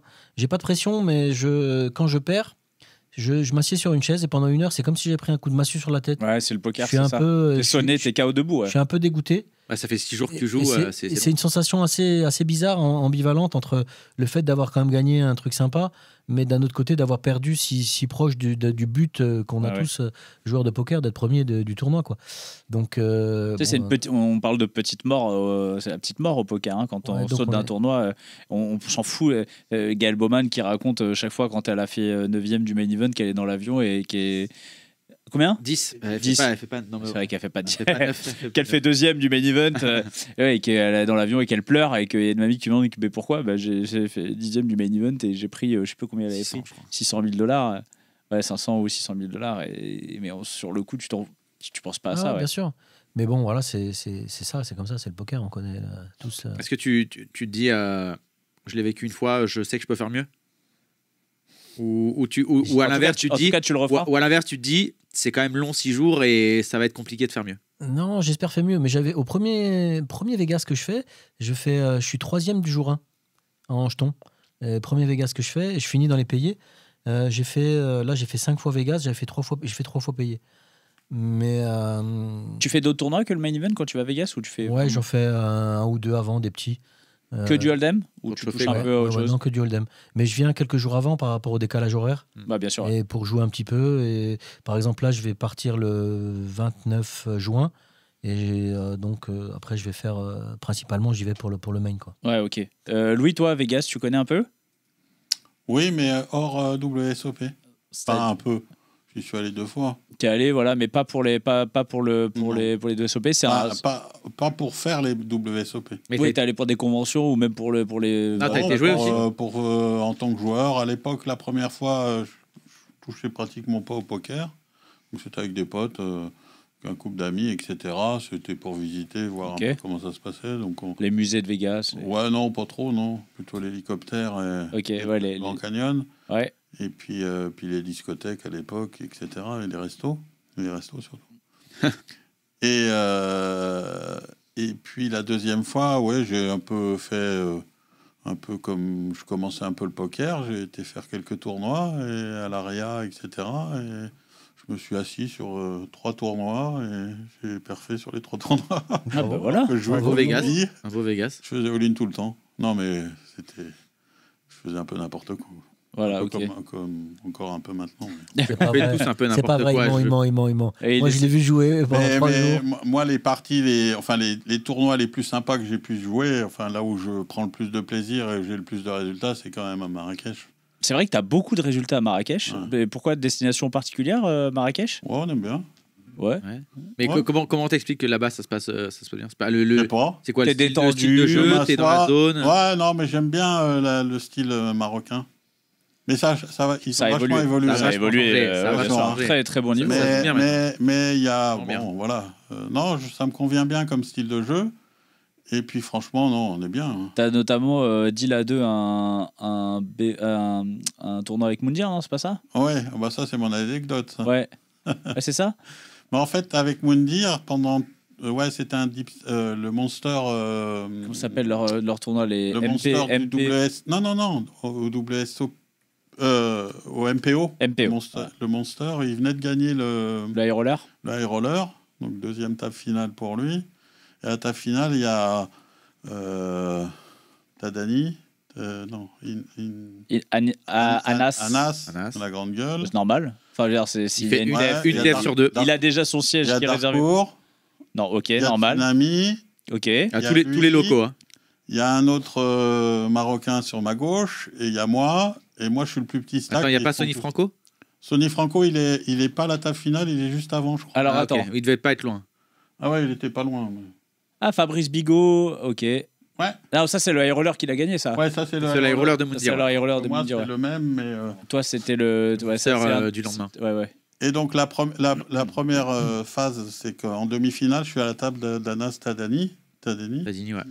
et qu'à un moment donné, On dit j'ai fait Anas, exprès- nous, tout le monde comprend. Moi, je jouais plus pour être payé que pour, pour rentrer dans les 17 en fait, Mm. pour revenir le lendemain. Et sur un coup, c'est relancé par un joueur et Tadani, il n'ose pas y aller et à un moment donné, je ne paye pas et j'ai 2 valets en fait dans les mains, mais je le montre. Et là, je me fais insulter par Par Anas. Anas qui me dit Ah, c'est- t'es nul faut le avec valet. ça, mais tu dois payer 100 fois, etc. Et en fait, le mec à ma gauche, il avait As-Dame et il y a une dame au flop, quoi. Donc, en fait, si j'avais écouté ce qu'il avait dit, j'aurais perdu.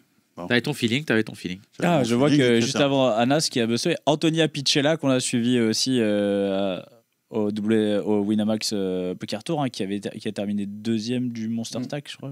Sony Franco, 9e, toujours présent. Ouais, voilà, normal, hein, normal. Ouais, hein. non, top sympa. Donc, j'arrive là sur cette table finale. Ça se passe, ils se battent plus ou moins les uns contre les autres. Toi, Moi, tu je te mets fais pas sur le grand-chose. côté. Tu les regardes. J'attends. Bon, j'élimine Tsunami, j'élimine Darkour qui est pas content. Enfin bref, Ça, c'est mais ça c'est normal, normal. surtout contre moi. Et donc je me retrouve en TF avec en heads up avec Moundir. et toute l'après-midi, il a pas arrêté de me dire oh Loulou, tu joues bien Loulou. Ouais. En fait, moi je m'appelle Louis, donc je me dis putain. Arrêtez pas de dire Loulou, ah t'es un champion, etc. Comment Ah, il mon connaît loulou. mon prénom? Ah, mon J'étais content, mon Loulou. Je dis putain, en plus il connaît mon prénom, etc. Quand on arrive au heads up, je m'aperçois qu'en fait Loulou, c'est Il appelle tout le monde Loulou. ouais. tout le monde Loulou. Alors je me dis ah merde. Putain, moi qui pensais développer une relation Ouais, spéciale. c'est ça. Oh. Et là se passe le moment où où je lui demande s'il veut dealer, parce qu'il a 2 fois plus de jetons que moi. Et là, il hésite et il y a le fameux Anas qui se lève de la table de high roller où il était derrière et qui fait devant toute la table. Il était là, je crois.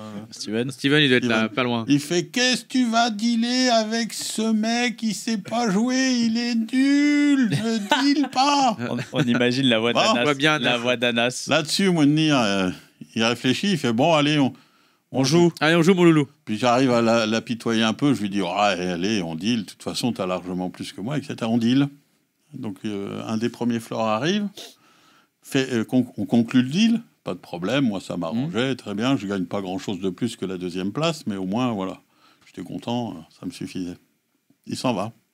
Je gagne les 2 coups suivants, je rebascule devant, et là, il y a le directeur du tournoi qui arrive avec le directeur du casino. Hop, stop, arrêtez.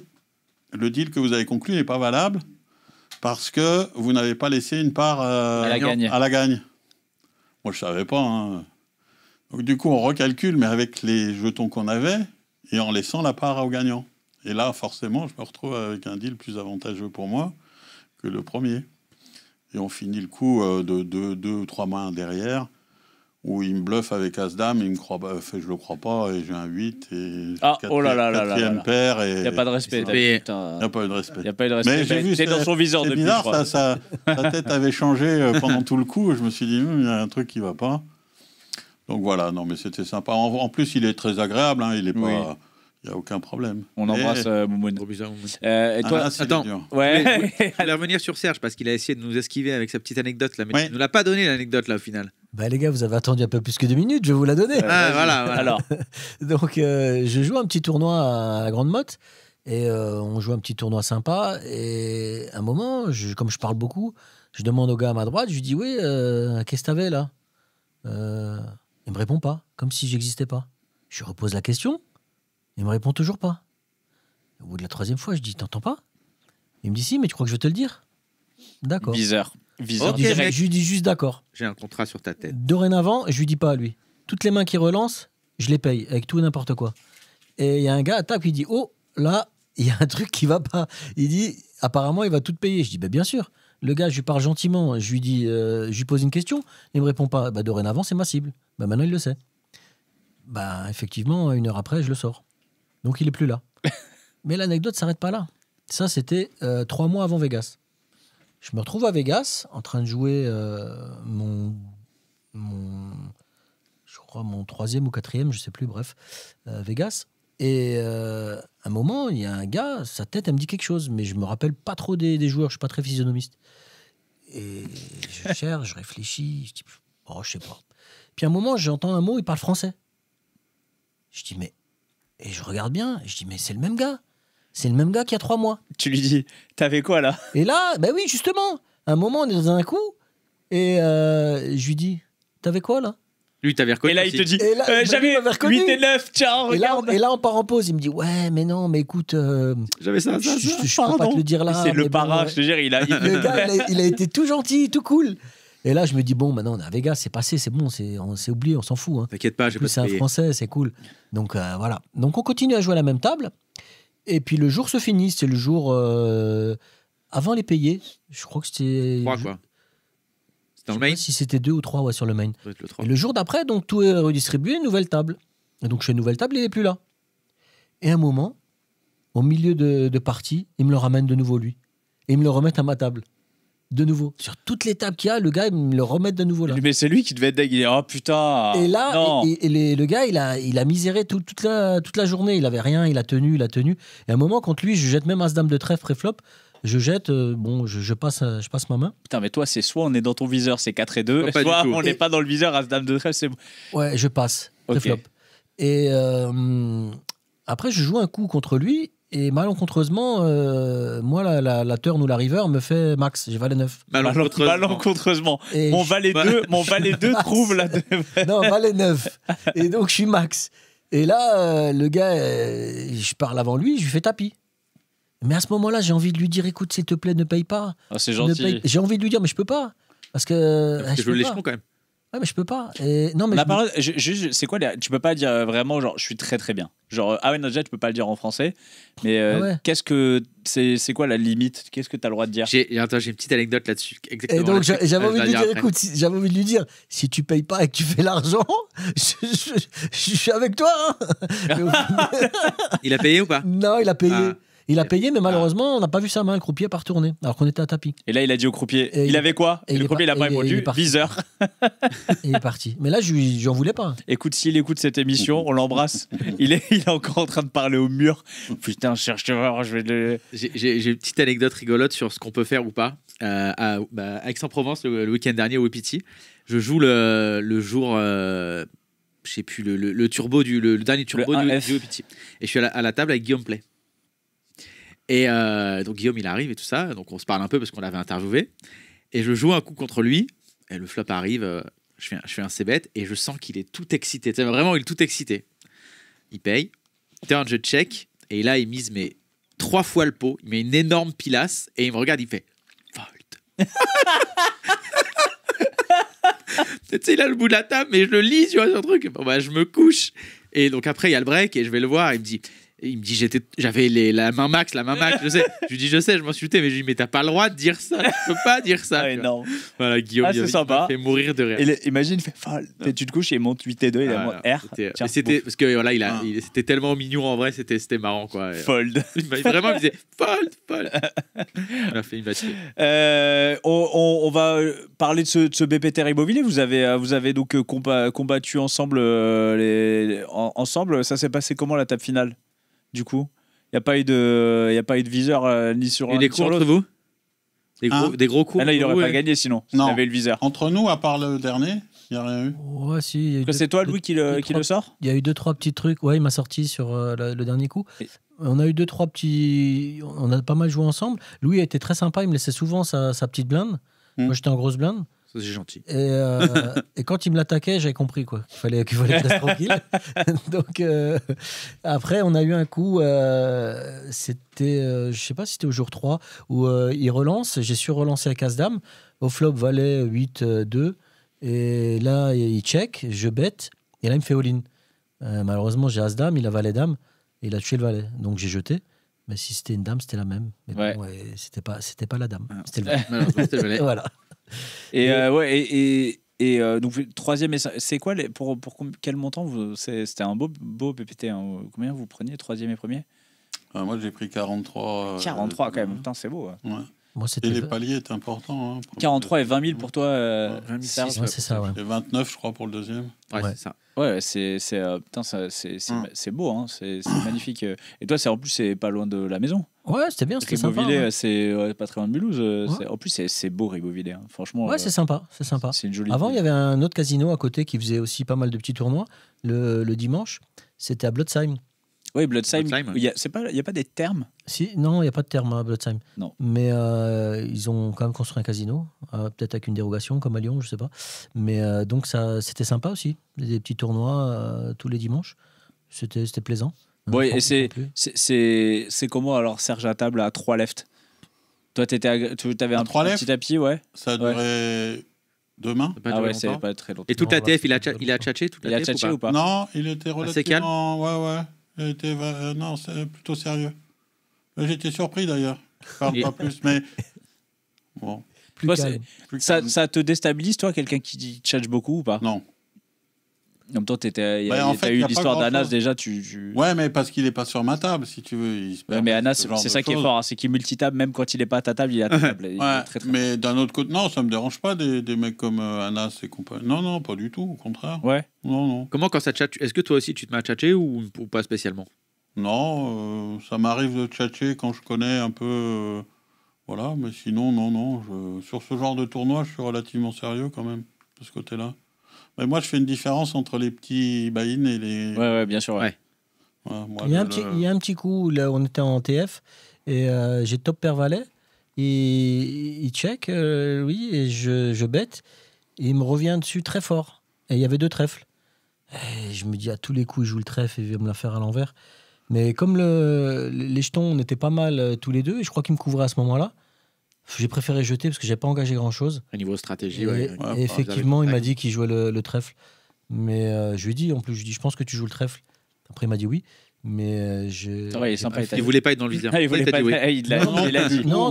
Moi, quand on me demande, je dis en général, parce que je supporte plus.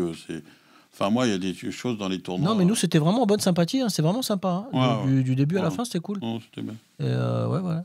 Le niveau général de Ribeauvillé était quand même, enfin pour moi, en dessous du niveau que j'ai pu voir au DSO à Pornic. D'accord. C'est-à-dire qu'en fait, je pense que dans l'Est, il y a des bons joueurs, mais comme ils n'ont pas beaucoup, en fait, parce qu'en fait, à part Ribeauvillé, je crois qu'il n'y a pas beaucoup de secteurs où il y a des tournois, enfin, là où ils sont, Amnéville peut-être, ou je sais pas. Enfin, tu sens que le fil des joueurs de Ribeauvillé était quand même moins relevé. Enfin, je l'ai trouvé moins relevé, moi. Toute la première journée, la table, elle était, à part toi de temps en temps, les autres, ça tribette pas, ça 4-bête pas. C'est passif, quoi. Ouais, c'est vrai, c'est assez passif. Mais après, il y a un truc, c'est que maintenant, il y a un club de poker qui a ouvert en Suisse depuis 2 ans. Et il y a beaucoup de monde de ce club de poker qui sont venus jouer à Ribeauvillé. Ah, ok. Mais moi, je vais rarement dans ce club parce que moi, j'ai un jeu agressif qui convient pas trop là-bas parce que c'est 130 francs suisses et c'est rebail 3 fois. Donc les gars, ils payent tout. Et ouais, ils ont Donc, pas peur au début, ils s'en foutent. Donc ils payent tout, ils s'en foutent un peu.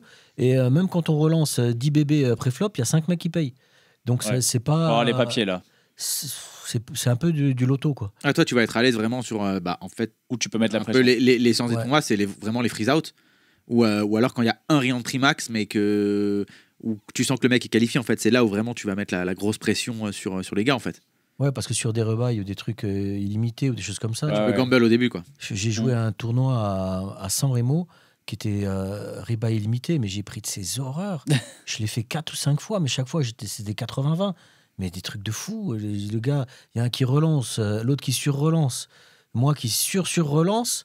Le gars, il me paye, je crois que j'ai mis les 3/4 de mon stack, il m'a payé Casse-Valet off. Bah, il a joué l'as. J'avais les dames. Mais bon, des trucs... quand c'est des rebats illimités, les mecs, ils en ont rien à foutre. C'est 500, Ouais. 500 600 euros, ils payent, ils recommencent. Ils 5-6 gamble fois, jusqu'à ce qu'à un moment ça passe, Voilà, ils coupent ouais. le stack. Et quoi. qu'ils aient un gros stack, ouais. En parlant de Ribeauvillé, de toute façon, quand tu vois Steven arriver et te dire il n'y a que toi que je connais ou il y a que 3 joueurs que je connais, tu sais déjà que. Ouais, toi, t'es content, lui, il est pas content, Steven. Voilà, C'est clair, lui, ça va être l'enfer. non, mais ça jouait quand même bien, attention. Hein. Mais personnellement, j'ai trouvé que c'était. Après, il y a quelques bons joueurs, mais s'il suffit de la table, c'est laquelle on tombe. Parce que bon, il y avait Aman aussi, par exemple, qui était là, qui jouait. Ouais. Il y avait encore quelques autres bons joueurs, mais. Et puis il y avait eu tellement de tournois, comme on en parlait, il y a tellement d'offres. Donc il y avait eu le WPT, il y a les World Series, pareil au même endroit. Tu vois aussi, les gens, je pense qu'ils sélectionnent leur tournoi, quoi. C'est sûr que quand on va à Aix, on voit plus de bons joueurs. Moi, je trouve que le niveau à Paris est très bon. Et après, quand on fait des tournois un peu hors de France comme ça, je trouve que le Sud, à Aix, il y a pas mal de joueurs vraiment bons, quoi. Je vous propose qu'on teste votre niveau maintenant, puisqu'on va partir sur la partie technique. Et là, ça a moins rigolé. On va voir tout de suite ce qu'il en est. Attention. La partie technique avec Chichi. Alors, on reste un peu dans l'esprit poker et tennis, puisqu'on est à l'US Open 2025. Mais donc, c'est du poker. D'accord. C'est l'US Open, il y a tous les noms maintenant, c'est le market. On est dans un 10 000 balles, on est 4 left. On va être dans la peau d'un nom qu'on connaît, un ancien. Shannon Shore, au cut-off. On voit qu'il y a Axton, le vrai gros chip leader de l'ATF en small blind. On a 45 bébés. La big blind en a 18, le bouton 32. Qu'est-ce qu'on fait ici avec 9 et 7 suités au cut-off? Est-ce qu'on open? Est-ce qu'on fold? Qu'est-ce que vous faites ici? Louis, qu'est-ce que tu fais ici? À 4 left, on est. Est-ce que tu opens ça ou est-ce que tu te couches? 45 blindes, ok. Si je me couche, le coup, il est fini. Prends bien ton micro. Oui. Si tu te couches, le coup, il est fini. Ça, mais tu as le droit de me dire je me couche. Ça me choquerait pas. Tu as le droit de me le dire. Ça nous ferait chier pour la partie technique, c'est pas... Dans tous les cas, il y aura un coup. Non. De toute façon, on va te reprendre chaque street après, donc... Non, mais de toute façon, je colle pas déjà, ça c'est sûr, si je fais quelque chose. Ouais, parce que tu relances. Donc je vais relancer. Ok. Ouais, je relance 2,5. 2,5, ok. Serge, est-ce que tu relances ici? Est-ce que tu te couches? Suivant le profil des joueurs, je pense que je peux relancer. Ou, si à 4, je vais relancer. Ok, là, au niveau des profils, on a le joueur au bouton qui est plutôt récréatif. On a top reg en small blind et big blind, je connais pas du tout, ça va être assez tight. S'il est récréatif, soit je relance, soit je colle juste pour le laisser relancer au bouton et payer. Ok, on va relancer. Donc on fait 2 bébés, on est payé par le bouton et tout le monde va fold. Donc on va aller voir un petit flop. Un flop moyen, on va dire, par rapport à notre main. On fait quand même une paire, mais pas la top paire. Roi 9-6 Rainbow. Donc on a juste middle pair, on n'a pas de backdoor flush. Ici, est-ce qu'on fait notre continuation bet ou est-ce qu'on check? Serge, tu as relancé pré-flop. Check raise. Tu pars pour check raise, ok, grosse pression. Louis? Pareil. On part pour check. Ouais. On va checker. Moi, j'aime bien. Je pars pour check raise. Ouais. C'est même pas je check, c'est je check raise. Tu l'annonces avant? Oui. Donc, Je check raise. Bah alors, on check. On a notre ami A au bouton qui fait un tiers pot. Donc là, Serge a déjà annoncé son plan. Il part pour check raise. Louis aussi, tu check raise ici ou tu check call? Non, je colle. Part pour call. Ok. Pourquoi tu veux check raise ici, Serge? Tu veux tout de suite mettre la. Il t'a mal parlé? que le coup Est-ce qu'il t'a s'arrête mal parlé maintenant déjà? Non, parce que il y a bon avec sa mise, on va voir s'il a le roi ou pas. Il y a, je pense, une chance sur 3 qu'il l'ait. Donc Un peu un check raise pour info, quoi. check raise pour info et peut-être pour gagner le coup. C'est S'il pour a faire pas... que ça s'arrête maintenant, quoi. Voilà. Et s'il a des mains, si tu peux faire fold des mains aussi qui ont 2 cartes au-dessus, genre c'est pas plus mal. As-Valet, As-Dame, Ouais. Dame 10, Valet 10. As-10. Ouais, il va peut-être pas fold Dame 10, Valet 10. C'est la backdoor flush, il n'y a pas les folds. Sachant qu'il n'est pas censé avoir des off normalement.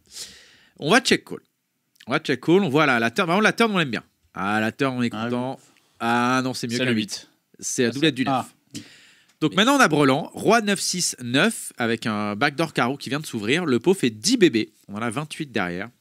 Est-ce que vous checkez Où est-ce qu'on lead? ou est-ce que vous prenez le lead? Mais moi perso, si j'ai juste Check call, je vais checker. Mais si j'ai check raise, je vais continuer à bet en Ouais, bien sûr. On léger. value les rois maintenant, quoi. Du coup. Voilà, léger. Ok. Louis, imaginons, toi, t'es parti pour check call le flop. Ici, est-ce que tu lead ou est-ce que tu continues de checker avec ton 9? Bah, le problème, c'est que si je lis tous ces bluffs, Tu les veux fold? bah ouais. Après, il y a le tirage, il y a un tirage couleur qui vient d'apparaître.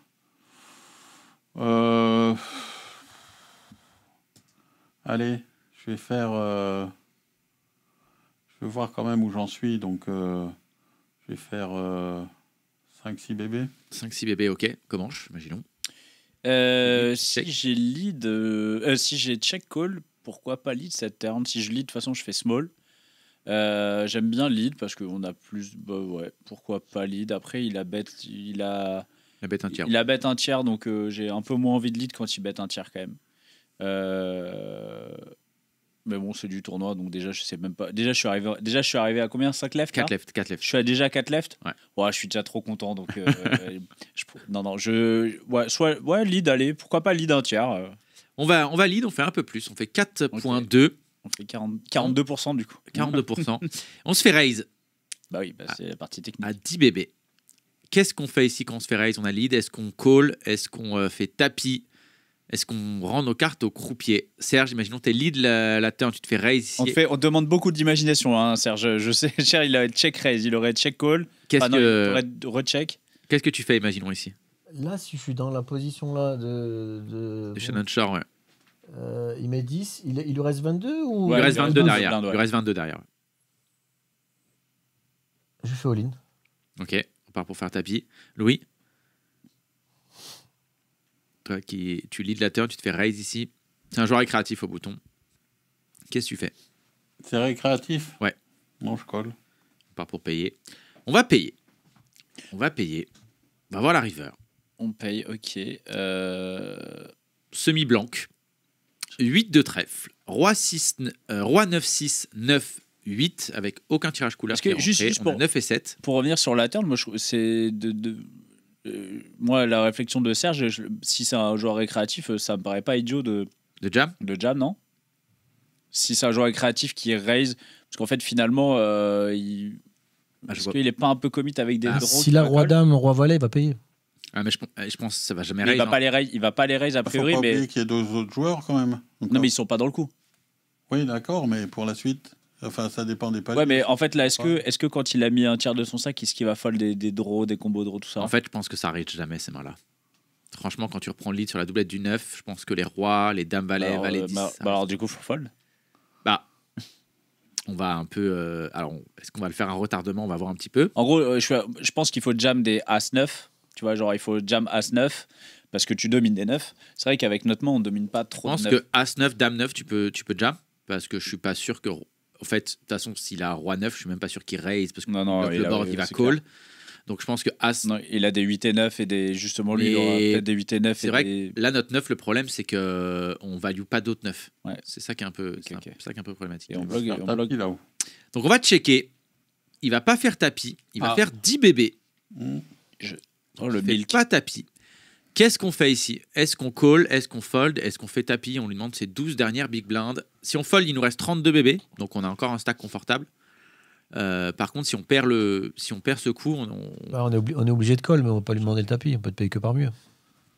donc Serge, tu pars pour snap call. Ouais, mais dans l'histoire du début, quand je le raise, s'il paye, à la turn, je check, il bet, je lui mets all-in.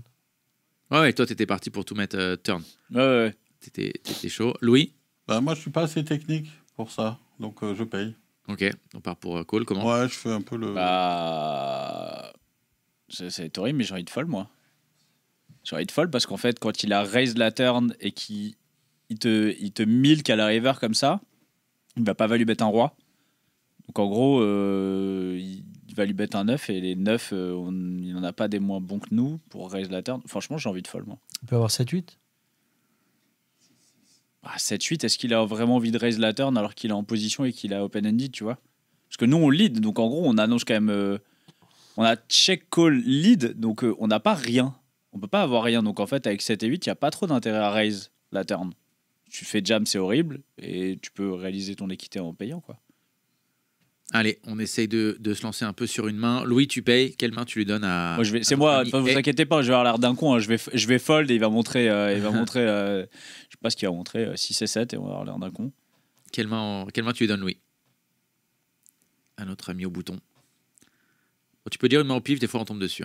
Ouais.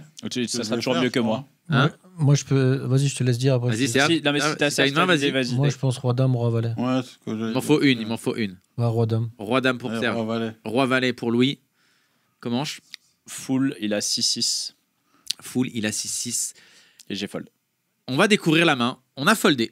On a foldé. Et, voilà, et attention, je vais avoir l'air d'un connard avec son valet 10 de merde, là. Allez. Et il avait 10 et 9, donc il était bien au-dessus. Donc on a fait un bon fold. Et je suis assez d'accord avec toi, Nico. J'ai du mal à voir ce combat aussi, river. J'aimais bien Steven 6-6 aussi. C'est vrai que 6-6, ça peut être vraiment pas mal dedans. Mais on a un problème de kicker, c'est que on a un 9 qui bat aucun 9. Quoi. Vraiment, son size river, il nous aide un peu quand même. Hein. Mais déjà, son size river, c'est bonjour, je voudrais être payé, s'il vous plaît. Ouais, le raise turn, déjà. Raise turn je suis en sueur avec le raise turn, quoi. Je me suis planté. C'est planté, mais il y a une Bref. deuxième main, parce que là, on a perdu en tournoi, donc on va essayer de se refaire en cash game. Voilà. On est en 100-200. Ah, t'es vraiment... Arrête de prendre du heads up. Ouais, c'est l'enfer. Déjà, j'ai dit 2 mains. J'avais, juste en essayant de comprendre la main, j'avais déjà encore plus mal au nez. Mais c'est en rentrant cette main que tu t'es fait opérer. C'est exactement, c'est pour ça. Fracture du nez direct. Les nosebleeds. Alors, on va être dans la peau de Silama. On est contre Crazy Fisk. Il s'appelle Crazy Fisk. Ok. Très dur à prononcer. On a Dame 6 suité au bouton. Donc c'est du heads up cash game. Heads up cash en game. 100-200. On vous a choisi, on vous a gâté. Hein. Faut se refaire. Toi, vous qui adorez en plus le cash game, c'est vraiment, on vous a fait plaisir. Mais comme c'est du heads up, on peut toujours dire un peu au pif. Généralement, on est assez bon. Dame 6 de pique, c'est une main de cash game. Ouais, Dame 6 de pique, c'est une main de cash game. D'accord. Ouais. Tu relances ici, Louis, Dame 6 de pique au bouton. Alors, on est en heads up. Hein. Il faut jouer. En tête à tête. Ou tu peux te lever, prendre les 67 000 balles. Derrière, déjà, pour l'instant, t'as gagné de l'oseille. Pour l'instant, t'es devant. Ah oui. On y va. Bah oui, on y va. Tu relances ouais, ça va être super compliqué pour moi là sur les 600. Allez, 600 chez 600 Serge. pour Serge. Vas-y, Serge. Allez, tu fais 600 lui aussi. Payé. 600. Ah, tu payes juste. Allez, 600. 600, allez, on fait 500. Allez, on fait 500. allez. Non, je paye pas, mais... On se fait 3 bêtes, 2100. Oh putain, allez, allez. On paye en 4 bêtes. Qu'est-ce que vous faites ici? On peut fold aussi. On peut fold aussi, hein, c'est autorisé. Hein. Le bouton existe. Bah, ça va pas être fold, mais je vais folder, moi. De toute façon, c'est clair. Non, moi je paye. Si on fold, c'est pas marrant. Ah oui. Ah ouais, voilà. non, mais je sais que c'est pas marrant. Non, mais moi déjà, je fais une jeu, Serge. moi. Moi, je fais une Serge. Mais j'ai payé 500, je paye 2100. Ah ouais. Voilà, Et on a la position. Allez, c'est payé. C'est payé. On va faire une paire. Franchement, c'est pas trop mal. Normalement, c'est le 6. Hein. Vraiment, sinon, c'est pas rigolo. As 10-6. Ah oui, bon, sinon c'est pas drôle. As 10-6, donc on a quand même bottom pair, backdoor flush, backdoor quinte. On va réussir à devoir payer un tapis de 23 000 river sur ce board. Alors, je te le dis. flop, déjà c'est facile, il check. Qu'est-ce qu'on fait? Est-ce qu'on check back? On Est-ce qu'on check. mise? On part pour check. Putain, Louis, Serge, tu check. Qu'est-ce qui t'arrive, Serge? T'es fatigué, il est 18h40. Non, il attend de voir, il attend d'en savoir plus. Qu'est-ce qui se passe? Louis, tu Check check aussi. Ouais. Allez, on check, on voit la turn. Et la Allez, turn, check, on est check. pas mal. La turn, on est vraiment pas mal. C'est une dame? Non, Mais c'est une. c'est un roi de pique. Maintenant, on a vraiment Ouais, ouais. gut shot, On bottom pair, tirage couleur. Alors, je veux dire, Quand on est pas mal, moi, Là, vraiment, on je est préfère, pas mal. Je préfère la doublette du on est 6, quand même pas perso. mal. Là où on est moins bien, c'est qu'il va pot. Qu'est-ce qu'on fait? Est-ce qu'on paye tout le temps, tous les jours? Est-ce qu'on fait tapis? Après tout, s'il a R, il fold. Qu'est-ce qu'on Et fait? au pire, et s'il a pas R, et de toute façon, on a toujours de l'équité. On a toujours une belle On a équité. toujours une main qui. On paye direct. On paye direct pour Serge. Avec le sourire, il sait qu'il va, Ah, c'est clair. il sait qu'il va Ah, rentrer river. Louis, on paye aussi. Il sait pas que c'est la partie technique et que ça va pas rentrer river. C'est pas rigolo. River, ça va pas rentrer. Oui, du mais tout. ça va pas rentrer, oui, forcément. Non, je paye, ouais. Pas pour payer. On va payer. Allez, on paye. Et la river, ça va être un 8 de carreau. C'est Non, vraiment, la Blanc river, de trèfle. 4 de trèfle. Voilà. Ok. As, 10, 6, roi, Et là, 4. il fait tapis. Et il fait tapis. Bah, on a une paire quand même. On a vraiment une paire, quoi. On a vraiment une paire. C'est pas si facile à faire une paire au poker, quand même. Est-ce qu'on bat des bluffs? Est-ce qu'on a une main qui bat des bluffs? À votre Alors, avis? citer un. Alors moi, en réfléchissant vite, là, ouais. c'est difficile. Non, je paye pas. Je fold. Ok. Je fold parce que j'ai pas engagé grand-chose et bon, voilà. Je suis encore bien, donc je fold. On part pour fold pour Serge. Louis, Ouais, je vois pas pourquoi. Enfin, je vois pas pourquoi je mettrais 20 000 balles avec ma paire de 6. bah, ouais. Et si la bluff, bien joué. On part pour se coucher, ok. Nico, Bon, on va payer, évidemment, parce que c'est la partie technique. Donc, on va payer. qu'est-ce qu'on bat? Qu'est-ce qu'on bat? On bat 7 et 8, 8 et 9. Mais c'est des mecs qui va quand même miser au flop relativement souvent, quand même. On voit pas grand-chose. En fait, c'est le truc. C'est Le vrai check que c'est- flop est particulier. Ce qui est fou, c'est que en fait, tu te dis que ce que tu bats, bah, il est censé l'avoir misé au flop, lui. Parce que pourquoi? C'est un board avec un as. C'est lui Non, qui va avoir l'avantage. Si t'as l'as au flop, pourquoi tu vas miser? Tu vas attendre que. Non, mais lui, si par exemple, là, toi, tu veux. Les mais bluffs lui, que il tu parle en bats, c'est premier. 7 et 8. Ouais, mais 8 et il- 9. Non, mais lui, il parle en premier. qu'il a Au flop, 3 il va bêtes, miser. Il aurait fait un continuation bet avec des mains comme 8-9, des mains 7 comme et 7 et 8. Des mains comme ça, généralement, il va faire Même son valet continuation 7, bet, valet quoi. 8, backdoor flop. Valet tout 9. ça. Moi, si j'ai As-Dame, As-Roi là sur le flop, Tu je check, check. quoi. Pourquoi je vais miser Pour te faire au payer. flop? Bah, en fait, tu mises parce que quand c'est un heads-up entre deux très très très bons joueurs qui se jouent pendant des heures, si tu mises pas quand t'as l'as, en fait, le moment où tu. Enfin, tu vois, en gros, qui voit, bah, en fait, t'es obligé pour équilibrer. Faut que t'aies des mains fortes et des bluffs d'avoir dans des mains fortes, quoi. Tous Par les contre, spots, quoi. t'auras sûrement quelques as qui misent pas, mais tu vas pas prendre tes meilleurs as. As-Dame, As-Valet, c'est ça, tu vois, c'était Ouais. très très forte main, quoi.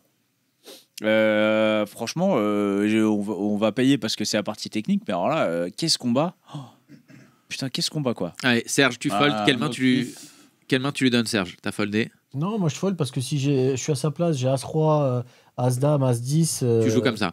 Ouais, Je vais checker le flop et je vais attendre que l'autre il s'embarque et je vais le finir, quoi. Ok. Mais en plus, comme j'ai pas énorme, faut que je remonte, donc faut que je prenne un petit risque. Donc moi au flop, je check si j'ai As-Roi, As-10, As-Valet, As-Dame. Ok. Alors, le truc, c'est que à la- quand il. à la place de l'autre. Quelle main tu lui donnes là, justement, à Mr. Fisk? T'as foldé, quelle main tu lui donnes? Moi, je lui donnerais bien justement As-10, As-Valet, As-Dame, As-Roi. M'en faut une. Il t'en veut une, bah As-Roi. Ok, As-Roi Eh, pour. parle bien à notre Serge, ami. tu vas rentrer dans le viseur. toi, Non, mon parce pote, que moi, tu vas paire rien de 8, comprendre. je me couche. Je me couche pas. As-Roi pour Serge. Louis, tu te couches aussi? Ah bah, je me couche, mais je pense que je le bats. Ah, du Ça, coup, te c'est- couche pas. Bah si, je me couche quand même. Alors, quelle main tu lui donnes à notre Parce ami? que j'ai pas les corones. Je sais pas. Après, c'est pas ton oseille. Hein. Ouais, d'accord. Non, mais je sais pas. On va voir un vieux valet 6 arriver. Valet 6, tu lui mets? Ouais. Ok, Valet 6. Comment Mais en fait, c'est marrant parce que quand il pote la turn, donc en gros, il rep Dame Valet, il rep de Roi. Non, même pas. En fait, en gros, il rep surtout Dame Valet qui va jouer comme ça, quoi. Enfin, même Dame Mais Valet. d'un autre c'est côté, bête le flop. on bat pas grand-chose. Hein. Qu'est-ce qu'on Putain, bat? Dame Valet, il va c'est bête Pas aussi, hein, grand-chose. putain. On bat rien. Même s'il a une c'est- paire de valets, il est devant. Ça dépend comment il gère sa reine. Paire de rois, paire de. Bah non, mais il est forcément As-Dame, équilibré dans. As-10. C'est du heads up. De toute façon, qu'est-ce que je vais te dire ça, d'accord. il va montrer paire de 3, j'en sais Mais- rien, moi. Mais Dame 6, il a collé là ou pas? Là, pour l'instant, on n'a pas pour encore l'instant, payé. pas encore, oui, on sait ok. pas encore. Non, Bon, c'est la main. Oui, Alors, d'accord. je vais essayer de trouver une main Allez, improbable. Je vais essayer de trouver une main improbable. Putain, mais même une main, tout ça, il aurait. Collé. Bon, non, je vais arrêter de me faire chier. Je vais lui donner les notes un peu pour voilà. Dembélé ? Non, je vais lui donner Brelan droit. Tiens. Brelan droit. On a payé. Est-ce qu'on a gagné ? On a gagné, évidemment. On a perdu. Il va nous montrer un 5 et 3 off là. Non. Il avait 2 paires, roi 10. Ok, voilà. Tu vois, on était. Tout simplement, il a checké son 10, il a fait 2 paires, il a pot, overbet et voilà. Voilà. Facile ce jeu des fois. Si on mise le flop, c'est pareil, il paye et il nous défonce à la turn. Donc, Oui. Bah, en fait, s'il mise le flop, on aurait payé flop, on aurait payé turn et on aurait fold des river. On aurait fold des river. Ouais. On aurait fold on aurait fold des river. Donc, Bon, écoute. Bravo à lui. Merci. Hein. Lui, il était tranquille. Il était... Voilà. Où est-ce qu'on vous retrouve prochainement ? C'est quoi vos prochaines destinations poker ? Donc, Serge, toi, c'est déjà, on te retrouve au Macumba samedi soir. À Saint-Julien. Ça a fermé il y a longtemps. Non, je vais à Aix-en-Provence.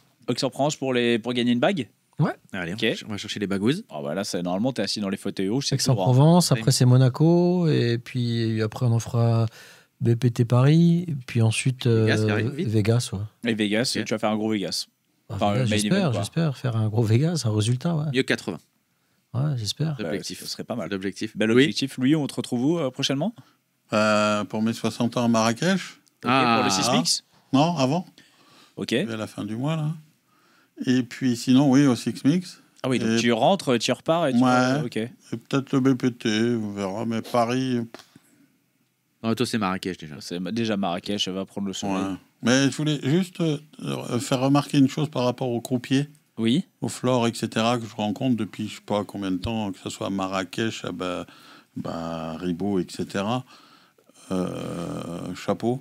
Ouais, bravo à tous les croupiers qu'on embrasse. Franchement, ils vivent des trucs qui sont... c'est pas un métier facile. Ouais. Non, et puis il y a des joueurs qui méritent des fois des petites remarques quand même. On n'ose pas trop les virer des tournois, mais il y en a quelques-uns qui le mériteraient. Moi, j'ai vu des gens parler à des croupières. C'est pas possible. Encore, j'ai l'impression que ça va mieux quand même depuis quelques années. Ça va dans au le Maroc, tu vas voir. Mais même ailleurs, hein, c'est épouvantable. Ouais, en tout cas, on gros big up gros big up. Moi, c'est vrai que franchement. Ah oui, pendant Louis Pitti, j'ai eu l'occasion parce que la régie, elle était derrière où tous les croupiers étaient là, et je voyais ce flux permanent de croupiers, qui partent en pause, qui vont bosser jusqu'à très tard et tout. Ouais. C'est pas un métier, c'est vraiment un métier pas facile et sans eux, il y a pas de tournoi live. Hein.